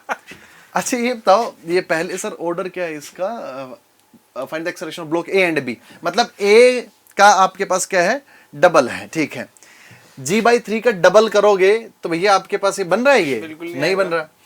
इस g/3 का डबल तो करोगे, ये आ रहा है। इसका डबल करो जरा, नहीं आएगा, ये भी नहीं आएगा। इसका डबल करो, इसका भी नहीं आएगा। तो यार ये ऑप्शन सीधा ही बन गया। मतलब मैं ये कहता हूं इसमें करना नहीं था, ये ऑप्शंस देखे क्लिक कर दिया। अच्छा इसमें सर कई बार यूनिट वाले भी फंडे से भी हो जाते हैं कुछ क्वेश्चंस, और मतलब एमसीक्यू की बात कर रहे हैं हम। यार एमसीक्यू में तो सर मेरे को लगता है हमेशा छोटी मोटी तो अप्रोच लगानी ही चाहिए कि क्या ऑप्शन से बन जाएगा। हाँ। मतलब एक बार आप कर लो अच्छे से, टेंशन निकाल लो, पूरी एनालिसिस कर लो, और मेरे को लगता है बार बार नहीं करना चाहिए उसे। हाँ नहीं मतलब बार बार तो क्यों ही करेगा। हाँ नहीं कई लोग का ऐसा होता है कि एक मेथड को फिर सेम रिपीट करते हुए सेम मेथड से दोबारा करते हैं, तो टाइम नहीं बचा पाते फिर वो। ये भाई फिर तो तुम गेट तो फिर घर पे दे रहे होगा पेपर 6 घंटे ये तरीका देखो, ये तरीका भी एक नई चीज है, सीखने वाली चीज है कि एलिमिनेट कर दो ऑप्शन ही सीधा, जब हो सकता है तो जरूर करो। हाँ मतलब इसमें ऑप्शंस तुम करके देखो, डबल हो ही नहीं रहा है कोई सा भी, वही हो रहा है तो आगे सीधा आंसर। बिल्कुल। बाकी आपको सर बताएंगे जो नया एडिशन हुआ है क्वेश्चन का, उसके बारे में। हाँ तो एक नया एडिशन और हुआ है, वो भी देख लेते हैं। अब एक नए तरह के क्वेश्चन इस साल गेट ने इंट्रोड्यूस करे हैं, that is MSQ, multiple select question. मतलब इसमें क्या होता है सर, ये पहले आते थे। अच्छा ये गेट में थोड़ा बहुत पुराने टाइम पे अगर हम जाए, जब हम बच्चे थे, हाँ हमने शायद कभी गेट नहीं देखा तक, गेट लेकिन जब तब पता आते भी थे। नहीं क्या था। होता था कि उसमें एक क्वेश्चन आया, उसमें ऑप्शन इस तरह से बनाए कि उसमें कई सारे ऑप्शन सही हो सकते हैं और शायद एक ही सही हो सकता है। मतलब बहुत ही क्लियरली उन्होंने लिखा भी है that the nature of the question is that in which have choices of 4 answer, out of which 1 और more than 1 choices can be correct. ठीक है, तो ये है कि एक भी कहीं पे सही हो सकता है या उससे ज्यादा मल्टीपल भी। तो ये बड़ा ट्रिकी हो जाता है। मतलब अब तुम्हें ना यहाँ ऐसे क्वेश्चन में श्योरिटी होनी चाहिए कि अगर तुम्हें आंसर पता है तो तुम्हें पता है। अच्छा अच्छी बात क्या है, इसमें नेगेटिव मार्किंग नहीं है, क्योंकि गेट को भी पता नेगेटिव में कर दिया तो बहुत नेगेटिव हो इसमें फिर बच्चा अटेम्प्ट नहीं करेगा, हाँ अटेम्प्ट करने से मतलब करेगा। पीछे हटेगा वो। और पार्शियल कोई मार्क्स नहीं है, यानी कि आप 2 ऑप्शन सही थे तो 1 बता दिया तो आधे मिलेंगे, ऐसा कुछ नहीं है। तो सीधा मैं क्वेश्चन पे चलता हूँ, ज़्यादा क्लियर हो जाएगा। अब ये क्वेश्चन वही है सेम जो अभी सर ने बताया था ट्रिक से करना। तो आपको पता है जब किसी बॉडी का एक्सेलरेशन, मतलब इस बॉडी का अगर एक्सेलरेशन ए, ये मतलब एक पुली एक ए करके ऊपर जाएगी तो ये भी ऊपर जाएगा, तो ये 2a से नीचे आएगा। जब आपको पता है कि दोनों के एक्सेलरेशन डिफरेंट होने वाले हैं, तो बस यहाँ पर उन्होंने ऑप्शन इस तरह से बनाए हैं, पूछा है एक्सेलरेशन, तो यहाँ पर ऑप्शन क्या है, acceleration of both A and B is same. वो तो हो ही नहीं सकता, क्योंकि आप भी आपने समझा। वैसे सर मेरे को लगता है ऐसे क्वेश्चन में देख के ही पता लग जाता है कि सेम नहीं है भाई, ये सेम, हाँ ये भी बड़ा अच्छा है। हाँ। कि इतना तो एप्टीट्यूड अपना रेडी रखो, हाँ। कि आपको ये देख के पता चल जाए कि हाँ ये नहीं हो सकता। अच्छा बी ऑप्शन बिल्कुल सही है, क्योंकि डिफरेंट होने ही आपको पता है। सी भी आपको पढ़ना पड़ेगा, क्योंकि इसमें ज्यादा भी सही हो सकते हैं, तो मैंने सी भी पढ़ लिया। सी में लिखा एक्सेलरेशन इज 2g/3, तो अभी पिछले वाले में सॉल्व किया वो 2g/3 आएगा, और एक्सेलरेशन ऑफ जो बी वाला है वो g/3। तो जब आप इसको सॉल्व करते हो तो आपके ये आंसर आते हो बिल्कुल। और इसमें आप देखो तो बी, सी और डी, मतलब 3 ऑप्शन ऐसे हैं जो बिल्कुल सही आ रहे हैं, मतलब बिल्कुल सही, एब्सोल्युटली करेक्ट 3 ऑप्शन आ रहे हैं। आपका बी भी सही है, सी भी सही है, डी भी सही है। तो आपको अब इस तरह के आंसर क्वेश्चन आने लग जाएंगे जहाँ पर आपको मल्टीपल क्वेश्चन को सिलेक्ट करना पड़ेगा। तो ये बड़ा ही इंटरेस्टिंग पार्ट आ गया। सर मेरे को अभी जब आप बता रहे थे तो एक पॉइंट मतलब क्लिक हुआ इस तरह के क्वेश्चन के लिए, कि जैसे इसमें जैसे और भी चेंज ला सकता था। कैसे? जैसे बोल देता 2g/3, वैसे इसका 2g/3 डाउनवर्ड आएगा। हो सकता है ये आपके पास डाउनवर्ड ना दे के अपवर्ड बोल देता, हाँ, गलत हो जाता। ये इस तरह के भाई इसका g/3 क्या आएगा, अपवर्ड आएगा, ये चेंज भी कर सकता था। और सर मैं एक चीज बोलूं, मतलब आप जब पढ़ा रहे थे तभी मेरे को लगा, एक्चुअली इसमें मेरे को लगता है कि उस बंदे को जब आंसर करेगा तो चारों ऑप्शन देखने ही पड़ेंगे। हाँ। जैसे एमसीक्यू में मैं क्या करता हूं, मेरा अगर पहले स्ट्रोक में आंसर आ जाए ना, मैं नहीं देखता इधर उधर, आंसर आया निकल गया मैं, क्यों हो गया। ये मेरे को लगता है कि भैया अच्छा ये वही है कि ए भी देखो, बी भी देखो, सी भी, आंसर पता है फिर भी सारे देखो, और एक बार और चेक करो। हाँ। अगर टाइम है तो जरूर चेक करो। ये अच्छा जो तुम फालतू में बार बार चक्कर काटते रहते हो इधर उधर के क्वेश्चन में, इनको चेक करना बार बार। हाँ। कुछ एक तो एमसीक्यू का जिसका आंसर, कुछ एक ऐसे बच्चे होते हैं सर आंसर आ गया 50 न्यूटन, बार बार चेक करेगा उसे। हाँ। तो भाई इसे चेक कर लेना। और मुझे लगता है ऐसे क्वेश्चन ज्यादा थ्योरेटिकल या कॉन्सेप्चुअल ही आएंगे। ये तो मुझे लगता है सर वही आएंगे, न्यूमेरिकल तो बन ही नहीं सकता इस पे, क्योंकि 2-3 न्यूमेरिकल के आंसर नहीं होते, और हुए तो बड़े अच्छे बनाएंगे। जैसे अब इसमें आ गया न्यूमेरिकल, क्योंकि 2 ब्लॉक है और उनके मार्क्स दे दिए। अगर एक ही होता तो फिर नहीं देगा। मैं सर अगर इसमें ऐसा कहूं कि इस तरह के क्वेश्चन एप्लीकेशन बेस्ड ज्यादा पूछे जाएंगे। हाँ ज्यादा एप्लीकेशन बेस्ड, और मैकेनिक्स में आने के चांसेस बहुत ज्यादा है। वो भैया वो जो ऐड हुआ है पता लगे पूछ ले, लैग्रांजियन तो वैसे फील आ रही है। चलो पता लगे यही पूछ ले कि फ्रिक्शन की एप्लीकेशन किस किस में है, 3-4 ऑप्शन। ये भी हो सकता है। स्क्रू जैक, वेज में, सब में वही पूछ रहा है। चलो अब लास्ट टाइम क्वेश्चन बता दीजिए। अच्छा ये बेटा न्यूमेरिकल आपके पास आंसर टाइप क्वेश्चन है। ये तो देखो इसमें तो क्या, ये कन्वेंशनल क्वेश्चन का मुझे लगता है कि एक दूसरा वर्जन है। हाँ। आंसर खुद निकालो, कोई हिंट नहीं दूंगा मैं, लेकिन तुम आपको उसमें डेटा पुट कर सकते हो, तो वो कन्वेंशनल पेपर ना हो के आंसर असेस कर लेते हैं। और इस क्वेश्चन में एक चीज और बड़ी अच्छी बात है कि एक तो नेगेटिव मार्किंग नहीं है। हाँ। तो ये खुशी होने की बात नहीं है इसमें, लेकिन आइडिया भी नहीं लगता कि किस रेंज में आंसर आएगा। और उससे भी इम्पोर्टेंट चीज क्या है कि इसमें अब आपको ध्यान से पढ़ना हो कितने डेसिमल का आंसर आपको उसमें फिट करना है। हाँ ये बस, लेकिन सर ये अच्छा हुआ। हाँ। ये एक रेगुलर डाउट होता था गेट का, मुझे याद है गेट का पहला पेपर होता, फिर वो आंसर की वो तो पेपर डालता और फिर वो आंसर की बोलता, तो बच्चों को रेगुलर डाउट होता था सर मैंने 3 डिजिट तक डाल दिया। हाँ। सर मैंने 2 तक, सर कितने तक डालें। तो मेरे ख्याल से इन्होंने मेंशन किया है। ये बहुत अच्छा पॉइंट भी, और लेकिन ये बड़ा खतरनाक हो जाता है वहां पर भी, जिस मतलब बहुत ही बेसिक गलती होती है राउंड ऑफ की। हाँ ये मेरे मतलब हो जाती है। एक बार मेरे को याद है कि एक क्वेश्चन था मैकेनिक्स का ही, उसमें अगर मैं जी को जी रखूं और जी को कैंसिल कर दूं तब तो आंसर आता 0.64। मैंने कहीं वैल्यू ले ली और उसके बाद कोई स्क्वायर रूट था। तो स्क्वायर रूट जब हुआ तो उसको मेरे को राउंड ऑफ करना पड़ा क्योंकि नंबर एंडिंग नहीं था, तो फिर आंसर आ रहा था 0.6399। अच्छा गेट वालों ने 0.64 को ही सही माना। हाँ ये तो मेरे को याद है ये। हाँ, ये वो करते हैं गेट में। तो ये अब मतलब आपका थोड़ा सुकून रहेगा इसमें। हाँ।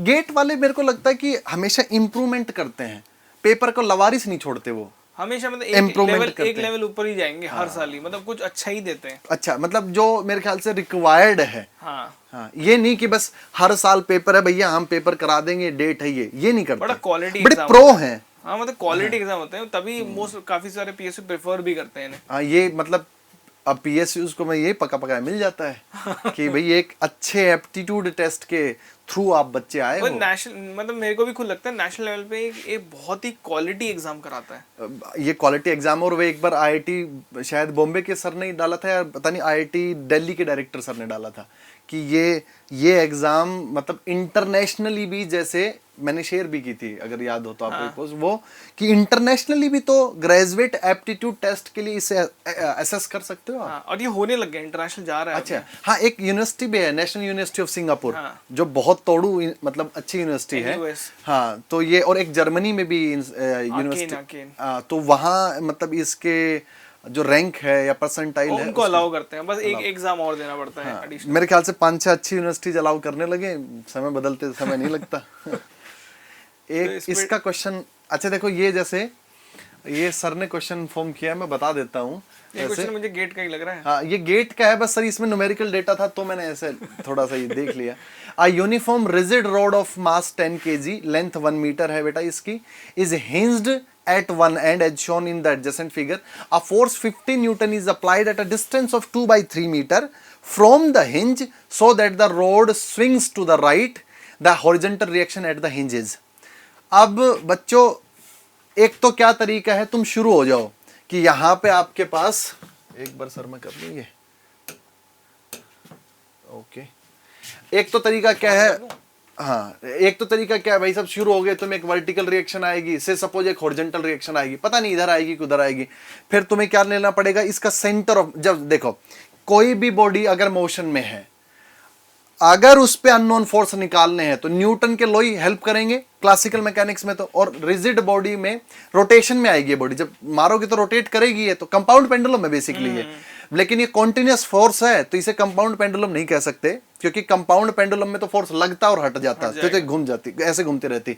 ये तो आपके पास क्या है, फोर्स लगा है और क्या करने की कोशिश करेगा, ये रोटेट कराने की कोशिश करेगा। तो फिर तुम सेंटर ऑफ मास का लीनियर एक्सेलरेशन निकालो। सेंटर ऑफ मास किस में होगा, सर्कुलर मोशन में। एक रेडियल एक्सेलरेशन आएगा, एक टेंजेंशियल आपके पास एक्सेलरेशन आएगा, फिर तुम वर्टिकल में आरवी निकालोगे, हॉरिजॉन्टल में आरएच निकालोगे। क्वेश्चन इस तरह इसे सोल्व करोगे। लेकिन एक इसमें आपको तो पता ही है सर, इसमें डायरेक्ट ट्रिक से कर सकते थे आपको। मैंने अभी एक्चुअली अभी मैंने वो सेंटर ऑफ परकशन CTQ, एक मेडी जी का प्रोग्राम है उसमें अभी कराया है। CTQ में centre of percussion, centre of percussion निकालने का तरीका होता है, ये सस्पेंशन पॉइंट है, यहाँ पे कहीं सेंटर ऑफ परकशन होगा, उसको आप निकाल सकते हो इस तरह से। सेंटर ऑफ मास के बीच के अगर डिस्टेंस से a है तो a प्लस k²/a। k क्या है, रेडियस ऑफ जायरेशन है किसकी, इस बॉडी के through its centre of mass. Sir इसका मतलब सीधा याद रख सकते हो, रोड का हिंज पॉइंट से, और ये सेंटर ऑफ परकशन ना सेंटर ऑफ मास से थोड़ा नीचे होता है, मगर ऐसे करोगे तो उल्टी इस साइड से हिंज करोगे तब भी नीचे चला जाएगा। अच्छा।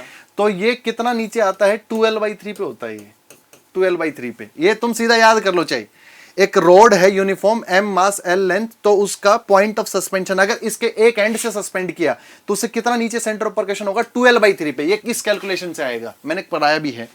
तो आप सेंटर ऑफ परकशन पे कितना भी फोर्स लगाएंगे, कितना भी, हॉरिजॉन्टल रिएक्शन हमेशा क्या रहेगी, 0। हॉरिजॉन्टल रिएक्शन क्या रहेगी, 0। RH आपके पास क्या बना रहेगा, 0। अच्छा सर मेरे को याद आया, आप अच्छा क्रिकेट खेलते हो, आप ये बता सकते हो ये जो स्वीट पॉइंट बोलते हैं शायद इसे, स्वीट स्पॉट। हाँ स्वीट स्पॉट, देखो मेरे को ज्यादा नहीं पता, तो ये वही है, ये बेसबॉल में भी यूज करते हैं इसका। हाँ। तो आप बता दीजिए। बैट का वो एक ऐसा पार्ट होता है जब हम स्ट्रोक मारते हैं पता ही नहीं लगता, तो हमें जर्क ही नहीं आएगा, मतलब हाथ में फील ही नहीं होगा, क्योंकि हम तो वेट बियर किए हुए थे। एक्चुअली बैट तुम्हारा कंपाउंड पेंडुलम ही बन जाएगा, तो हम तो वेट बियर कर रहे थे। लेकिन जब इंपैक्ट हुआ, अगर वो सेंटर ऑफ परकशन होता है बेसिकली, या उसे स्पीड स्पोर्ट बोलते हैं, अगर गया तो वो जो हॉरिजॉन्टल इंपैक्ट आया, हॉरिजॉन्टल इंपैक्ट की वजह से आपको कोई फोर्स फील नहीं होगा हाथ पे हॉरिजॉन्टल, तो वही तो झटका आता है भाई। इसका बहुत अच्छा एग्जांपल AB डिविलियर्स और विराट कोहली है। मतलब उनका छक्का मारने का स्टाइल देखोगे तो बिल्कुल आराम से ऐसे बैट घुमाते हैं और चला जाता है। मैं ज्यादा फॉलो नहीं करता, मुझे लगता है आपको पता होगा। अच्छा, इंपॉर्टेंट टॉपिक्स सर बताएंगे आपको जो मैकेनिक्स में आते रहते हैं क्वेश्चंस। मैं भी कुछ 1-2 पे डिस्कस कर लेता हूँ। देखो इंपॉर्टेंट टॉपिक जिसपे ये रहता है कि ज्यादा आने के चांसेस रहते हैं, ये आते ही आते हैं। तो अभी हम बात भी कर रहे थे उसके बारे में, से हमने ट्रस्ट के बारे में बात करी थी। तो ट्रस्ट तो एक ऐसा टॉपिक है जो आना ही आना है, मतलब मान के चल लो कि आने के चांसेस बहुत ज्यादा है। और सेकंड जो टॉपिक जिसपे मैं डिस्कस नीचे वाला कर लो, जिसपे मैं डिस्कस करता हूँ, दैट इज व्हाट कि फ्रिक्शन। मतलब ये 2 टॉपिक ऐसे, एक तो ये नया ऐड हुआ है हाँ, ये इस बार भैया ये गर्मा गर्म तो ये टॉपिक वैसे रहेगा। हॉट टॉपिक बन गया है, तो ये बड़ा इंपॉर्टेंट है ये दोनों टॉपिक। और मतलब वैसे पर्सनली भी लगता है कि अगर आपका एक एक क्वेश्चन भी इसमें से आ जाए तो आपका काम बन गया। अब और इससे क्या चाहते हैं छोटा सा भाई, 100 syllabus- नंबर का पेपर है। बाकी आप बता दो। नहीं नहीं सर, ये अच्छा दूसरा सर मेरा देखा है रोलिंग का डायरेक्ट क्वेश्चन आ ही जाता है, बस वो एक रोलर होगा। अब बड़े अच्छे आए हैं अभी तो। हाँ, अच्छा वो- मैंने देखा रोलिंग के कुछ क्वेश्चन से टॉम का भी बड़ा इजी। हाँ सर, ये जैसे रोलिंग में जनरल मोशन शुरू हो गया, ट्रांसलेशन प्लस रोटेशन, फिर हम टॉम में घुस गए क्योंकि लिंक्स मोस्टली वही मोशन करते हैं। तो रोलिंग क्या, उसमें तो बहुत ज्यादा एडवांस लेवल पे इंस्टेंटेनियस सेंटर वगैरह पढ़ते हैं, बट इससे भाई पेपर में आता है क्वेश्चन, मतलब मस्त आप बना सकते हो। वर्क एनर्जी से ये ऐसा है बेटा, क्लास में इवन कुछ बच्चे, सर मैंने वर्क एनर्जी में आप जब कह रहे थे कि कुछ कर देते हैं, मतलब सर थोड़ी देर पहले कह रहे थे कुछ बच्चे ऐसे होंगे जिनके अच्छे रैंक आते हैं, जो अच्छे हैं पढ़ने में, वो कर देंगे, वो यही टॉपिक है। अरे एनर्जी का ना एहसास हो जाता है उन बच्चों को कि कहां से कहां जा रही है। हाँ। अब यार इसको मैंने नीचे छोड़ा, तो ये जब नीचे जा रहा है तो ग्रेविटेशन पोटेंशियल जी कम हो रही है, काइनेटिक एनर्जी इंक्रीज हो रही है, उस बच्चों को पता है। तो इस पे वो बच्चे क्वेश्चन कर देते हैं। ये वर्क एनर्जी, चाहे वर्क ना लगाओ, सिर्फ एनर्जी कंजर्वेशन से इससे निकाल दो। बहुत तरह के क्वेश्चन सॉल्व हो जाते हैं। मतलब ऐसा है कि कोई लिमिटेशन ही नहीं है। हो भाई, ये हर जगह लगाओ तुम, जहां तुम्हें समझ आता हो, ठीक है। इवन सर मुझे लगता है सर आप जब थर्मल फील्ड को में करते होंगे तो एनर्जी का चलता ही ये रहता सारा होगा। गेम चलता है। इवन मैं बहुत सारी चीज मैकेनिक जब पढ़ाता था तो वहां से कनेक्ट भी कर देता था कि देखो ये वहां कनेक्ट हो जाएगी, फील कर आपकी लो। क्लास में आना पड़ेगा। अरे नहीं। तो ये इम्पोर्टेंट टॉपिक्स हमने कवर कर दिए। और मतलब ये भी बड़ा अच्छा टॉपिक है। थैंक यू हो गया। अच्छा हो गया कि थैंक यू। तो ओवरऑल मतलब हमने ट्राई किया कि पूरा कवर करें। और प्लस आप कोई एक ऐसा पॉइंट बता दो जो टिप्स दे दो कि फिर मैं दे दूंगा। चल मैं भी दे दूंगा। आप दे दो नहीं पहले tips तू दे दे वाला। फिर मैं दे दूंगा कि क्या ऐसा करना है शॉर्ट में, मतलब एक लाइन में खत्म। टाइम कम है, सोए मत रह जाना, जाग जाओ, पढ़ लो, कोई और ट्रिक नहीं होती, पढ़ लो, कम टाइम है। और मेरी तरफ से ये है कि एक तो आपको हार्डवर्क चाहिए, बहुत इंपॉर्टेंट है। हाँ, मेरा वही की है एक्चुअली। स्मार्ट भी होना चाहिए और टाइम मैनेजमेंट बहुत इंपॉर्टेंट है। इस समय टाइम मैनेजमेंट, टाइम कम है, लिमिटेड है। मेरे ख्याल से एक प्रीवियस ईयर क्वेश्चन जरूरी, कंपलसरी। बेटा ज्यादा टाइम ना हो तो मेरे ख्याल से सर 15 साल लगाने पड़ेंगे, क्योंकि गेट में एप्टीट्यूड डेवलप करोगे कि ऐसे आते हैं क्वेश्चन। प्रीवियस ईयर क्वेश्चन बहुत ज्यादा जरूरी है। सेकंड, रेफरेंस बुक में खो मत जाना। हाँ, पढ़ना है तो सिर्फ वो पढ़ना टॉपिक जो डाउट आता है, और नोट्स। कुछ चीजें सिर्फ देखने के लिए होती हैं, ज्यादा टच नहीं होना है। और मेड इजी के नोट्स तो कर ही लो, मतलब वो तो वो देखो यार, क्योंकि मेहनत से बने हुए हैं। मतलब ऐसा नहीं कि वो ऐसे ही बन गए, वो मेहनत है, कई साल की मेहनत है जिसमें बने। मतलब अब सर जैसे मैं देखता हूँ सर, जब से सर के बच्चे काफी फैन हैं तो वो देखते हैं आईसी इंजन, जैसे मैं देखता हूँ बच्चे कहते हैं कि एनर्जी का सर इस तरह से पढ़ा देते हैं। जैसे मैं अपने कॉलेज टाइम की बात करूँ, हमें कंबशन एक टॉपिक हुआ करता, एक वी गणेशन बुक हुआ करती, उसमें हमारे टीचर बोलते थे कितना भी पढ़ लो नहीं समझ आएगा, बट मैंने अब बच्चों को कहते हुए सुना है कि सर समझा देते हैं सारा क्या कुछ होता है। और आई एम श्योर ये पहले साल में तो आपको उस लेवल पे नहीं आया होगा। नहीं किसी को भी नहीं आया। हाँ। तूने भी देख मैकेनिक्स यहाँ पर बनाया एक तरह से ना। हाँ मतलब ऑलमोस्ट फ्रेम करना। हाँ, और अब जो नया आ रहा है वो भी फ्रेम करेगा ही। हाँ ये नहीं, हाँ फ्रेम, मतलब ये करना पड़ता है और एक्सपीरियंस के साथ चीजें बेहतर होती हैं। मतलब यही है कि हमें भी पहला साल जैसे चेंज हुआ है सिलेबस, तो थोड़ा टाइम लगेगा, लेकिन ये है कि जो भी चीजें कंटेंट आएंगी वो परफेक्ट आएंगे, तो चांसेस ये है कि वहीं से आएगा। मेडिजी में परफेक्शन लाना पड़ता है, सर जैसे लोग हैं। सर ऐसे लोग भी हैं।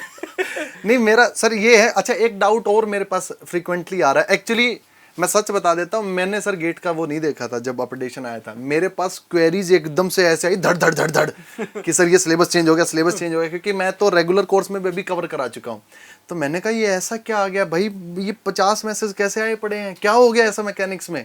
तो उसमें मैकेनिक्स में सब्सटेंशियल चेंज है, हमने डिस्कस किया। मैं आपको बता देना चाहता हूँ, जो रेगुलर कोर्स के बच्चे हैं उनके लिए जो चेंज आए हैं उनके वीडियो बना के उनकी उसी ऐप पे भेज दिए जाएंगे। वो अलग से बन जाएंगे। हाँ। वो हर सब्जेक्ट में होगा। हाँ हर सब्जेक्ट में, और आप तक पहुंचा जाएगा। मेडी जी भैया आप पिछले 15-20 साल से हम पढ़ा रहे हैं, आप अपने सीनियर से पूछ लीजिए यार, किसी से पूछिए जो भी आपके रेफरेंस हो, जिसके थ्रू आप हमें जानते हो, कि हमारा इसीलिए है कि हम कंटेंट में कुछ स्किप नहीं करते हैं। और दूसरा, जो नए आपके पास जो बच्चे आएंगे जो इस कोर्स को लेंगे गेट के लिए, बेटा हम टू द पॉइंट जो सिलेबस का पार्ट उसे क्यों नहीं पढ़ाएंगे यार हम। और वो तो हमें कवर करना ही है। मतलब हम एडिशनल तो जाएंगे नहीं कभी, हमेशा सिलेबस पे फोकस करना है। और वही हमारा मेन पार्ट है कि एक पिन पॉइंट आपको स्टडी मिल जाए, सारी चीजें करेक्ट मिले, ताकि आप आगे जल्दी ग्रो कर पाओ। मेन चीज है ग्रो करना। रिसर्च नहीं करवा रहे, हम कॉम्पिटिटिव एग्जाम की रिसर्च करना प्रिपरेशन कॉलेज में कराते जाके हैं। करना है, बड़े कॉलेज में जाओ फिर रिसर्च करो, लेकिन सर यार बताएंगे तुम्हें, एक बार सेलेक्ट हो जाओ, एक बार अच्छी रैंक ले आओ, फिर पीएसयू के बारे में मैं तुम्हें शेयर कर दूंगा किसी दिन, सर आपको एक कायदे दिन से हम बता बैठ देंगे। जाएंगे साथ में, हम बता देंगे कि 2 लाइफ के ऑप्शन थे, उनमें से 2 में से आप चूज करते हो तो कहाँ कहाँ जा सकते हो। चलो तब तक के लिए अपना ध्यान रखो, चलो फिर मिलते हैं हम नेक्स्ट टाइम पे, बाय बाय।